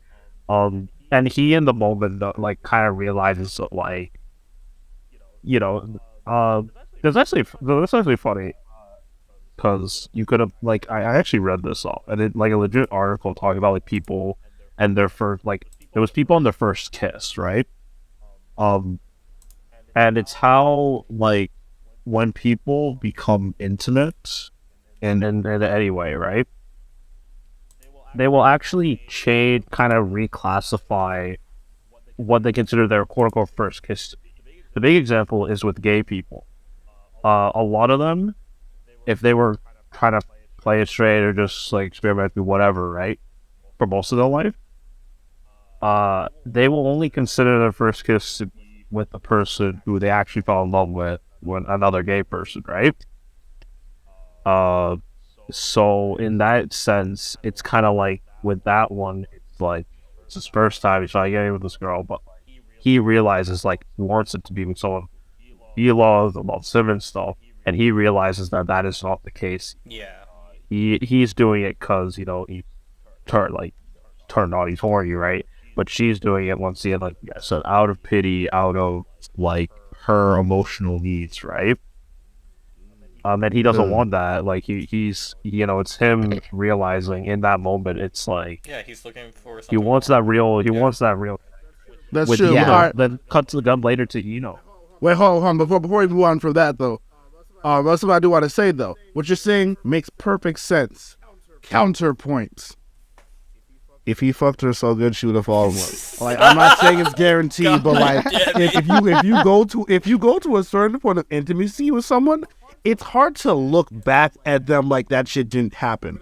We're gonna ignore Ishigami and Miko because that shit didn't make no sense. But like, I'm just saying. That was a prime opportunity to be like, I'll make you one. It could have been regret, though, if the way they look back at it could have been regretful. Yeah. Don't worry about that shit. Just fucking work the shit out later, bro. Damn, we were so close that Anyway, one time. with then later with, you know, the narrator says in the manga itself, right? He's like, when the time is right, two parties without saying a word agree to it. Stuff like this can happen, right? And it's supposed to be like, in that moment, they acknowledge that this connection they have is real and they want to take it to the next level, like, right? It's not out of, once again, it's not out of pity, it's not out of some self-fulfilling need, right? It's like natural. So that part is it's really nice to see, like, something like that. That's because it is kind of analyzing. It's like what love really is, right? And even though the easy answer is, it's like being fully honest with your partner, etc., etc., etc. It's like, they really go into the minutia of that. Now, the thing is, what you could argue, was that, like, in terms of the stuff going on for too long, was that really necessary? I think that's a different discussion. Because on one hand, there's a lot of stuff, like with Ishigami and Tsubame, that whole storyline, Yaka used that to talk about things like rejection, dealing with like rejection, dealing with, you know, one-sided kind of Love situations. I think you're right. That story did not think about it. It did go on a bit too long. Because more so like when they, like, after this moment they had, and then they went on the dates and Tsubame tried to like see Ishigami in this certain type of way. I felt like that probably didn't need to happen, to be honest. But not the worst story in Kaguya, so I guess it's fine. Yeah. Also, I actually want to go back a bit to Hayasuka because that's an interesting one where I felt like that storyline, the ending to that storyline is incredible. It's very serious, probably the most serious the manga ever gets. Yeah. And story wise, in terms of just hitting home some raw emotions, flashbacks, and how it all ends. The admittance, like, hey, kind of always felt like this person, this, that, third, right? It's amazing. However, I always felt like it was unfortunate that, like, leading up to that, I feel like Hayasuka should have been in more and more serious roles because she's there a lot, right? Yeah. But her scenes with Kaguya, it's kind of like a punchline thing. You know, you have the dynamics, like, oh, to see each other's sisters. But the problem is, I think the intention with that arc is because you have how Kaguya views Miyuki, right? But there's this idea that, like, the way Kaguya treats Hayasuka is supposed to represent how she's changing as a person because of everything that's going on. And sometimes it's left on the back. And I remember there's times where it's like, it feels like some stuff with them feels very unresolved for a long length time. Yeah.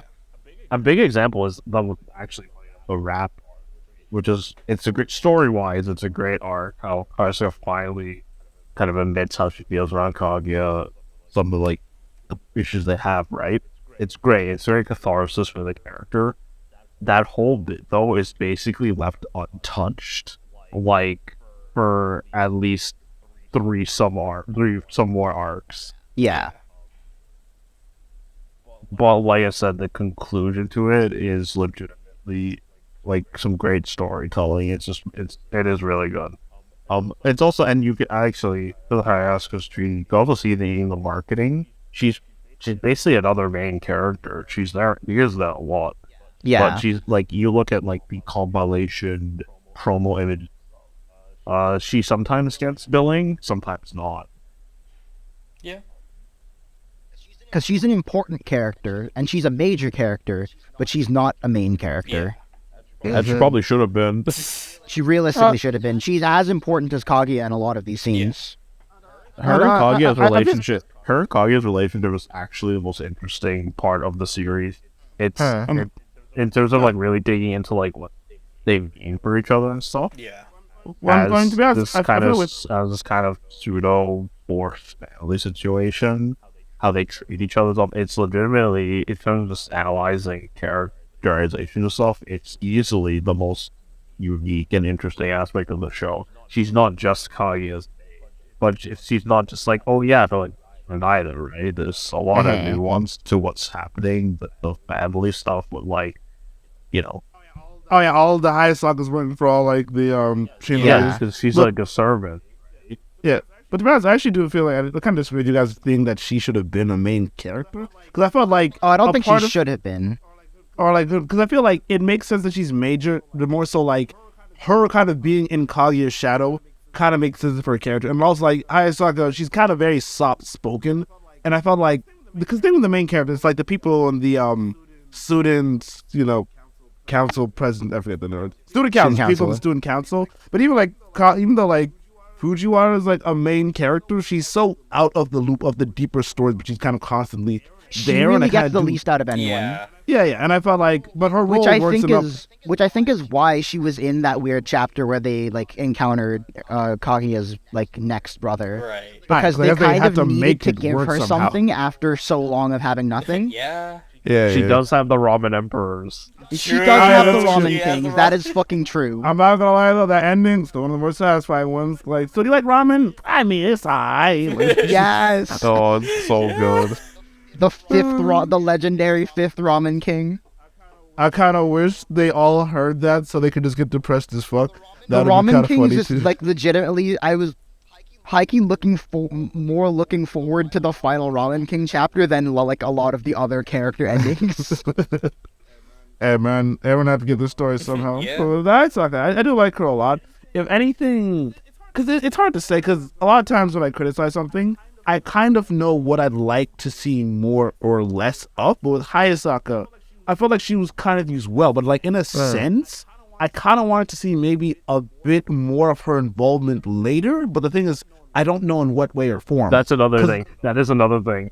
When that her storyline comes to a head, she basically disappears. Yeah. Yeah. Oh yeah, that's true. Which She's is just funny around at because school now. she's a student in the school. Now she's a proper student, doesn't have to do the maid shit. So you would think that she would actually be in it more, just like as a friend. Like, But she just vanishes. Yeah, she's off doing. She's free of that Shinomiya bullshit. And here's something to consider, right? Think about this: Hayasaka doesn't really seem to be billed as a main character like the others are. But Ino is. But when Ino shows up, she doesn't do. She's just a gag for at least half her time in the scene. Yeah, she is. That's.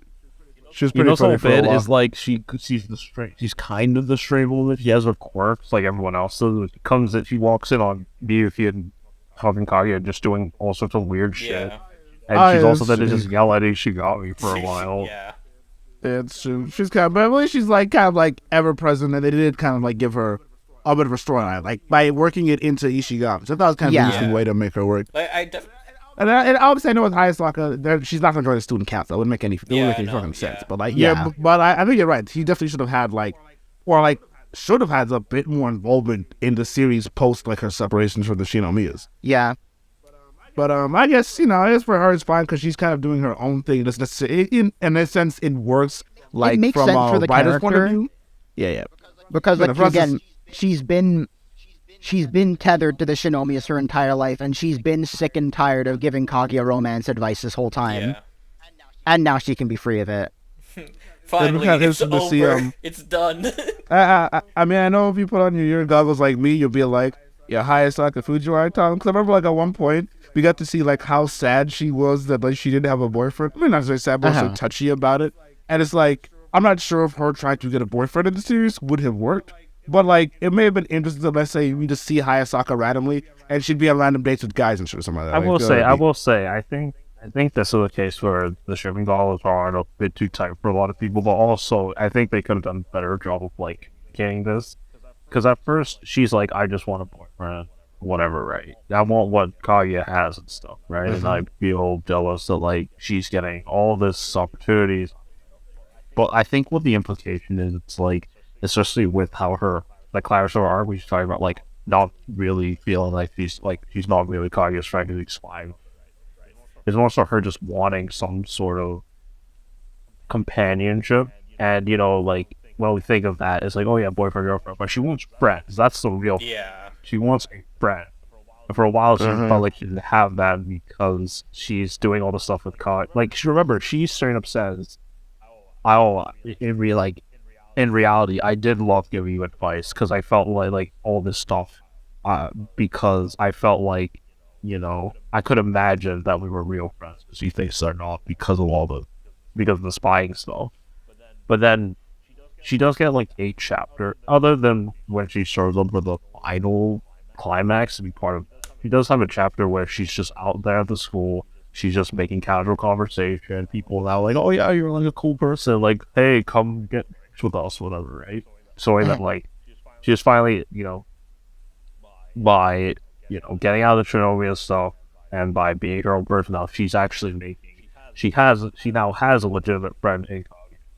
And now she's making more friends. She has that companionship now. She doesn't need a boyfriend or girlfriend or whatever. Yeah. Yeah. That could come later, naturally, whatever. But she has what she's really. But, like I said, because big gaps and when she shows up, some of her stuff not being, like, delved into as deeply as it could have. That's why I'm saying she should have gone a bit more top billing and more seriously stuff, just so really flesh that out. Yeah. Because, like I said, with her relationship with Kaguya, I stand by it. It's the most interesting part of the story. I see where you're coming from, yeah. It was I agree. Like, her ending was very good and very satisfying. Yeah, even though it was it was cool. You know who got shafted? No, was all a dream. not her. Sorry. Before you guys continue, her not the dream sequence role. When I say her No, climax, I I know, mean I like know. Yeah. when she's kidnapped. Yeah, I Well, was quick. responding to, I think Lee or Salsa, actually. Yeah. Anyway, And I said some. Well, I meant like the Sorry. by her ending. I meant like the time skip chapter where she's basically just fucking globetrotting. oh, yeah, that is the No, dream. yeah.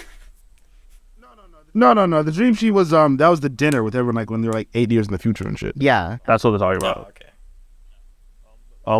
But yeah, that's so great. That once again shows that she's now kind of found peace with like things. But Yeah. a lot of people see it once again. The shipping goggles on the side, a bit too much monkey brain. Where it's like, oh, she wanted a boyfriend. They should give her a thing to kind of round out her. That is also Yeah. just like the curse of like everyone needs to be shipped with everyone else. Unnamed husband number 4. Yeah. So let's be honest, Uh. you could call it like you say like, oh, they're like hinting at her, but that's more so just like this character true, is it's important like- and not shipped. This character is important and not shipped. Yeah. That's true because the thing is like I usually wouldn't say absolutely this is, but the thing is like it's just such very tiny little things. I think you're right. Most people aren't gonna pick up on it, and it's not necessarily done in a meaningful way. So I'm not gonna say that's for sure what's gonna happen, but I feel like it's gonna happen. Maybe. Hey, it's nice. Like the representation is also nice, especially when the series like kind of also a spin on like it is kind of funny that like obviously the series like is about like it's about love, but like even the way the character sees, oh yeah, boys do this, girls. And I know this line in the manga that's trying to like acknowledge like obviously like LGBT people and their like sexual relations, but like it is kind of funny, right? Because it's like, well, what if it's like boys do this? What if you're not interested? What if you're a girl, you're not interested in boys? Stuff like that, right? Uh-huh. Mm-hmm.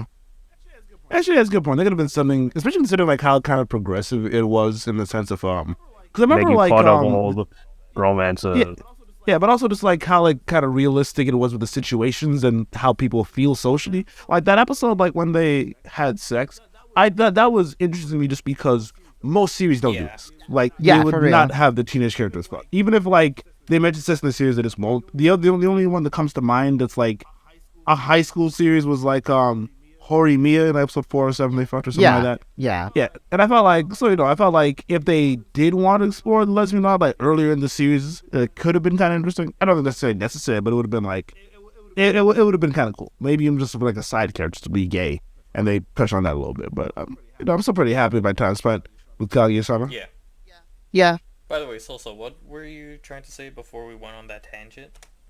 Oh yeah, I was saying like characters who got shafted in the end is my girl Maki. Ah, right. Ah, Oh, I need to tell you guys something. Even in the spin-off, she couldn't get any.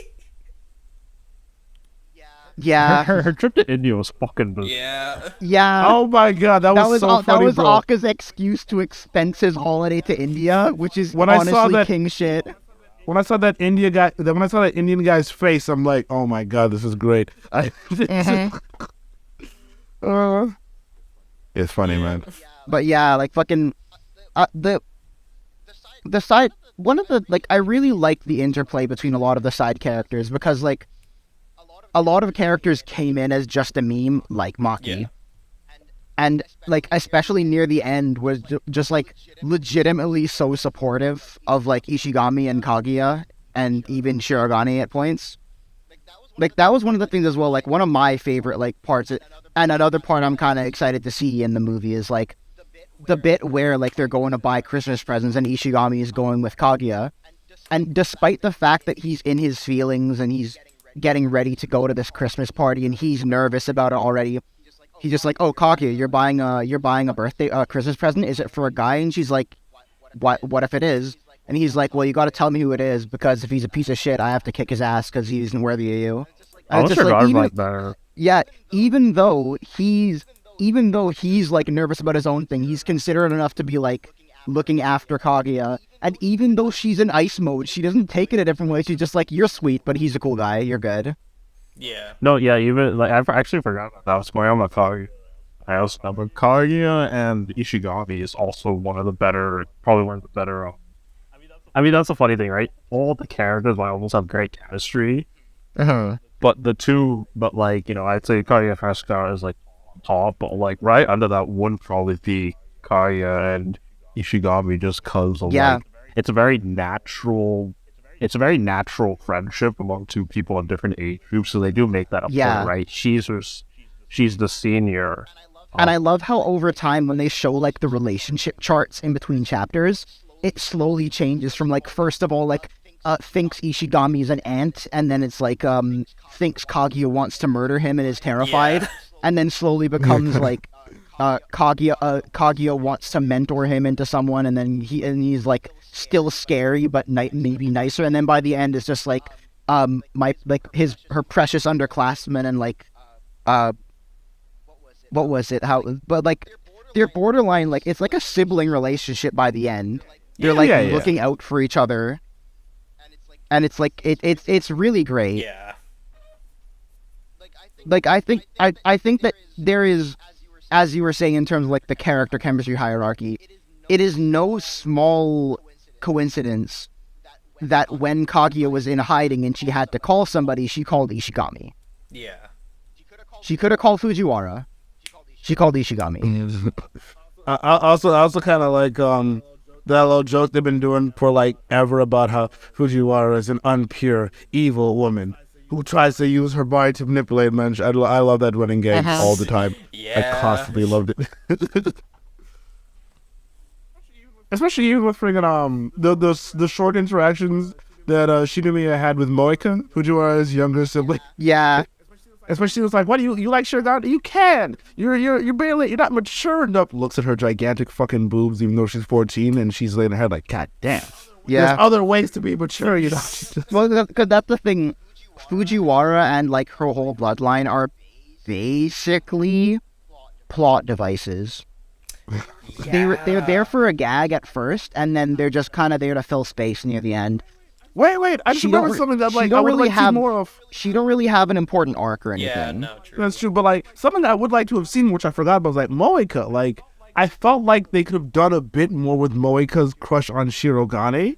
And I know like it was probably completely fine the way they left it where it was, but it's like I don't know. I felt like it would have been a little bit interesting because here's something that we didn't get to see, like which people kind of deal with in relationships. We never really got to see another person pursue Shirogane or Kaguya, despite the fact that they're both popular as fuck, like at the school. Like maybe we'll get the implication that it's happening for like maybe an episode or like a chapter or something like that. But like, what if like they actually did try and see if we could do like a few chapters like Moeka I have actually two try to things. pursue Shirogane? I was saying for Kayu, I do have two things to say.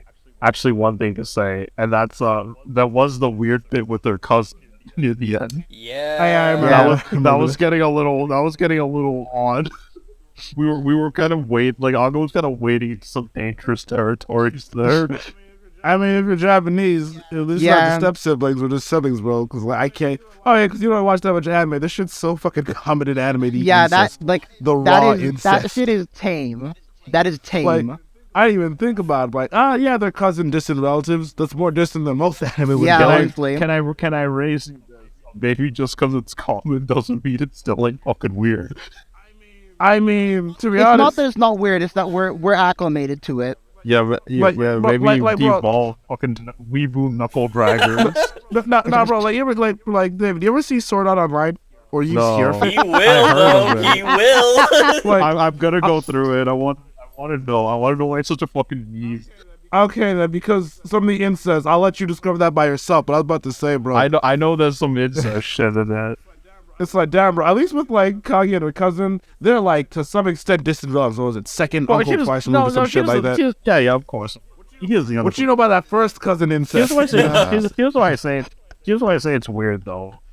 It's also because once again, remember Kaguya. It's a fucking step up, right? It knows about the tropes and stuff and how on some of these things are, right? And the manga, and like when you're reading it, it does very much like Aka knows this is like very archaic, odd tradition that probably shouldn't be like a thing. Like very Does he though?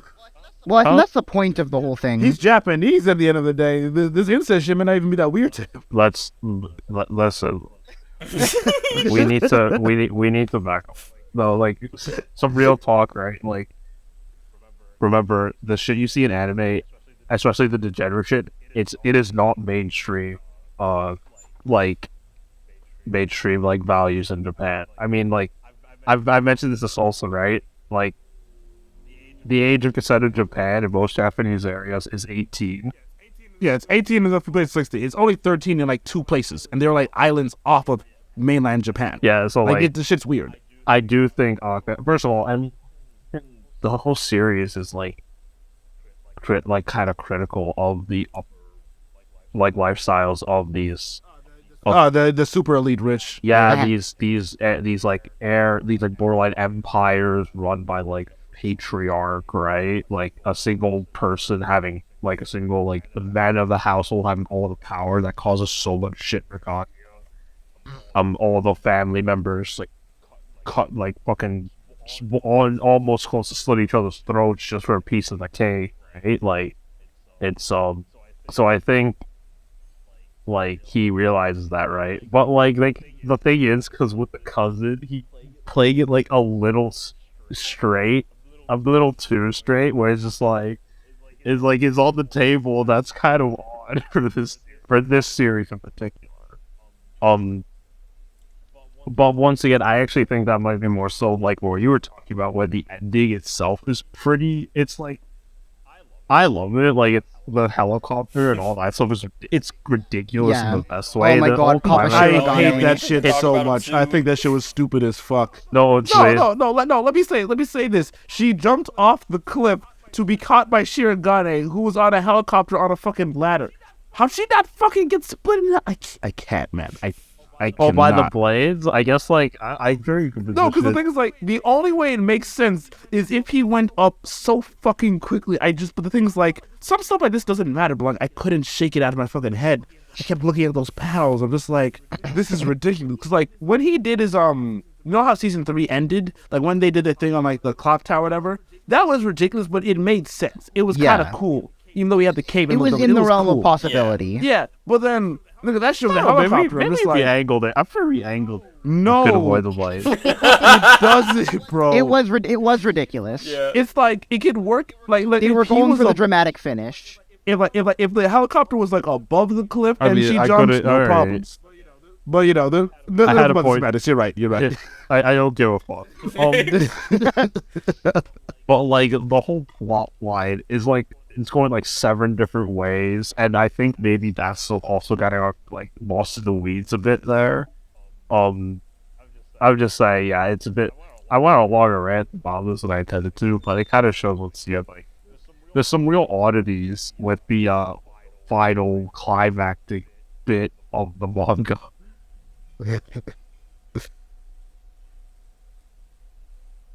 What were we talking about at first? How did we get to cousins? Sucking somebody's dick. I don't know. Uh, Oh yeah, 'Cause I was talking about- Oh yeah, yeah, no, wait. I yeah, remember now. I remember because, now. the I arranged mentioned marriage, yeah. specifically. No, not that. It happened because I specifically mentioned how fuck you call it again. Oh, how I wish they could have like potentially used Moeka to pursue Shirogane to like go down the avenue of like what if somebody is pursuing the girl or the boy that you like. It's a dangerous game. It's always a dangerous game with love triangles. They already were playing one with Ichigami, more than one by the and like love triangles would be fucking disastrous and done They wrong. can, yeah. Yeah, no, and I know they can. Especially main character love triangles are almost exclusively an opportunity to waste time. Not I just that. understand. No, not just that. Like, it's also because there's like you run the risk of making your characters way more unlikable and toxic if you do that sort of thing wrong.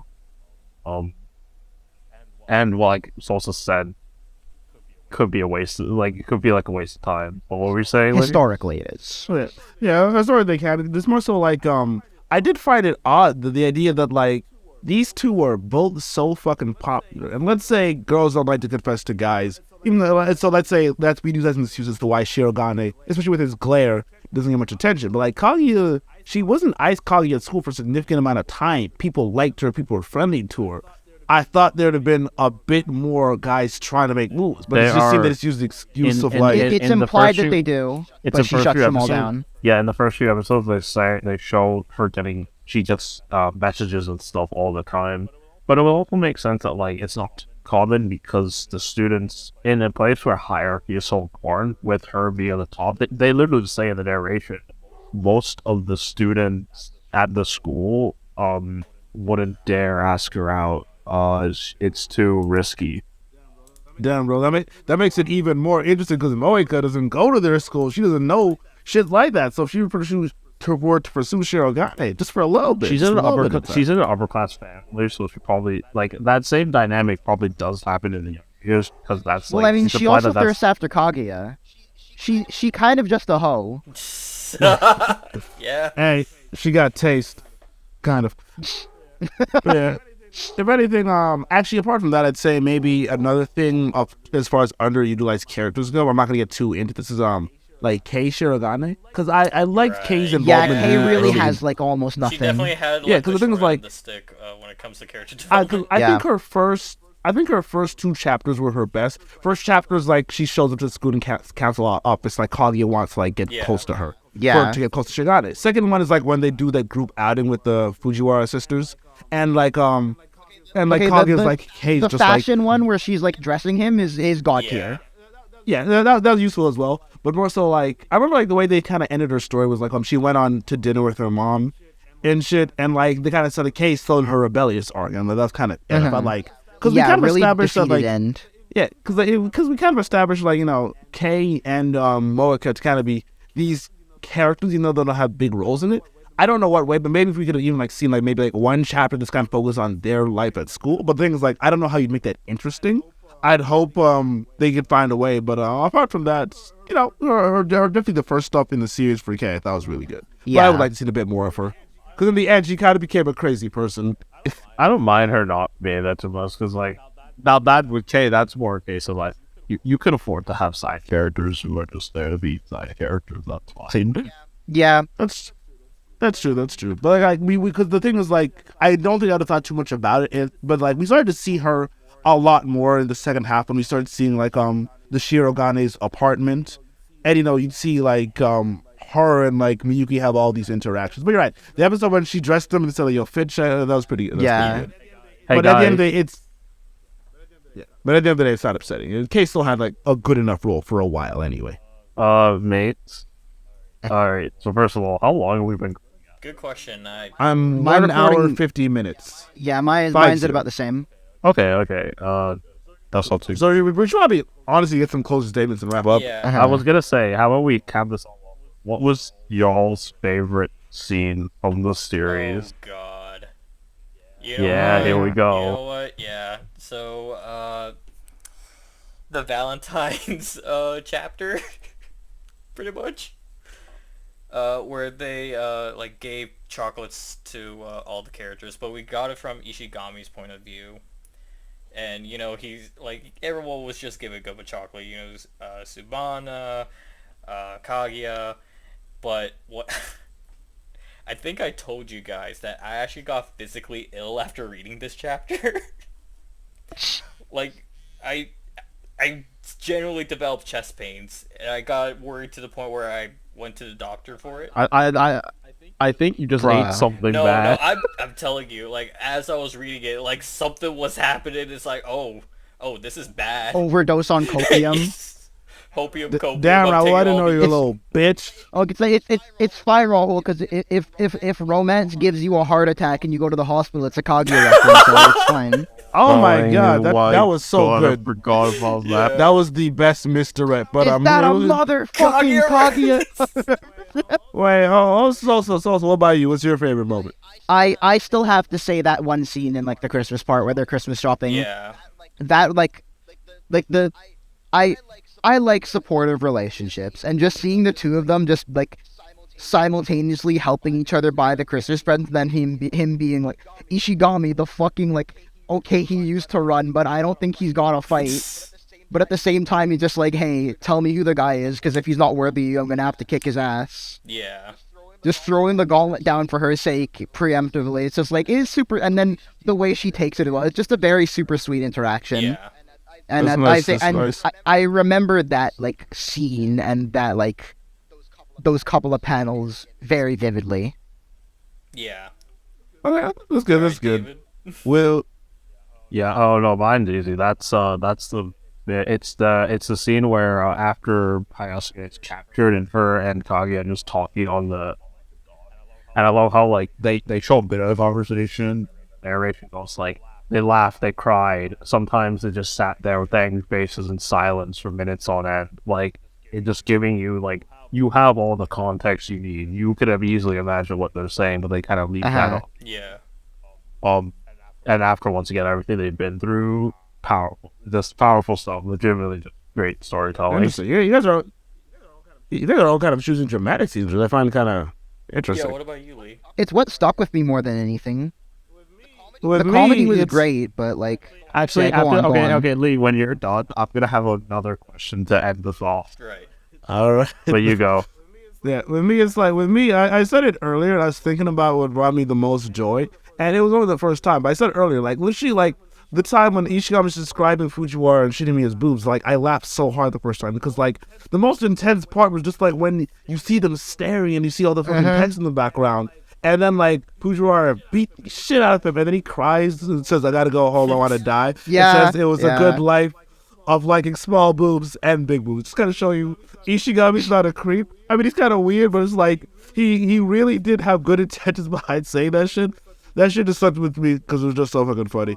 So maybe if I give it some more time, I think of something else. But like at least that was the funniest moment. I'd say that's my moment. Honestly, Okay. I have two questions. First one, who is your favorite character? oh boy. Everyone. For I'll me, go first. okay, you go first. Yeah, mine's the lead, Kaguya. She's like, her jokes are the funniest. With the main characters, kind of easy. They have the most to do, right? So it's the easy That's answer, fair. but like, yeah. For me, it's gotta be Shirogane, because Kaguya definitely had the funniest jokes, and I love like with Shirogane, it's more so like I noticed the way, even though they're both geniuses, the geniuses in a different way. I thought it was kind of interesting the kind of way that Shirogane would kind of go about his like psychological warfare against Kaguya, especially when I think you could see it a lot of times that like he's not actually as smart as her, but like.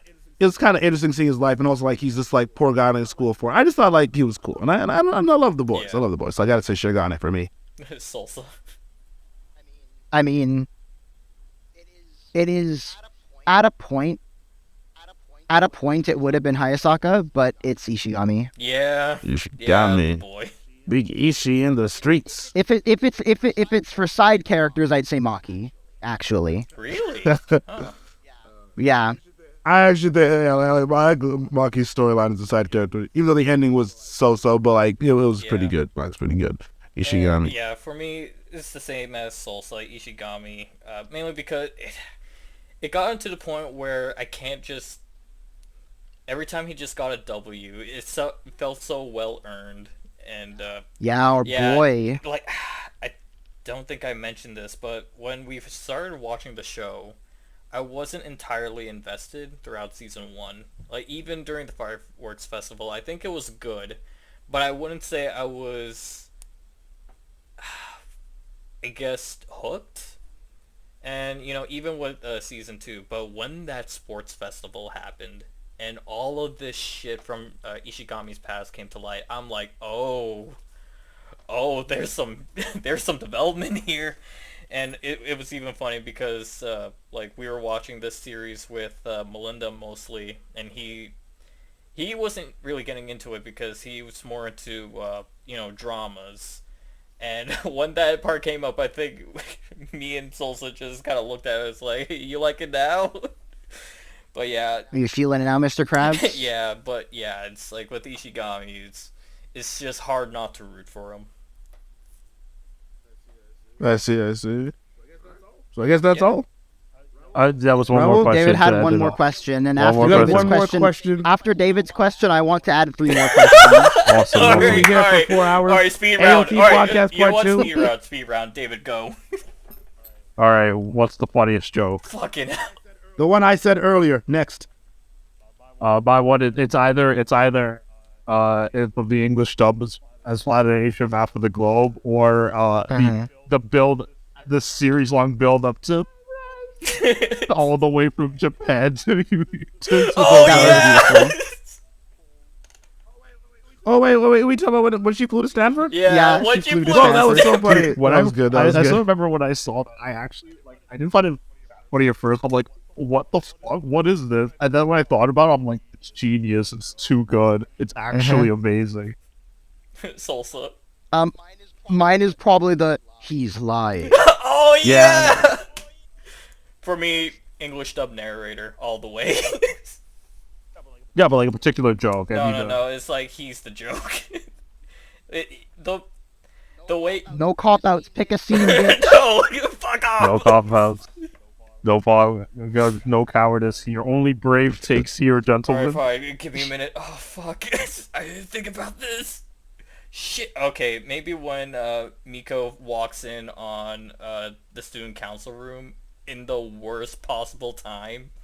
And always Oh yeah, miss... like I think it's like Kaguya and Ryuki just like face to face, just like Yeah, and she thinks like there was like fucking foot stuff going on or something. oh yeah, the foot fetish. Yeah. Oh yeah, and there was... She thought he had a foot fetish. Oh wait, there was this... Oh, Oh wait, so there's this good. other one. There's this other one where there was this huge misunderstanding between Shirogane and Kaguya talking about underwear. Yeah. Oh yeah. President is a manhole. Yeah. Yeah. Alright, Yeah. alright, so what are your questions? Oh no, I was talking shit. I was just because like Lee had one final question, then David had two final questions. So I was like, even- I had three questions. I didn't even have a final question, bro. And then I was Rahul just has trying to four answer the final- shit and move on. Wait, sorry. And then, I and then when I was Rahul has being four, stupid. That's it. he was We're done. joking.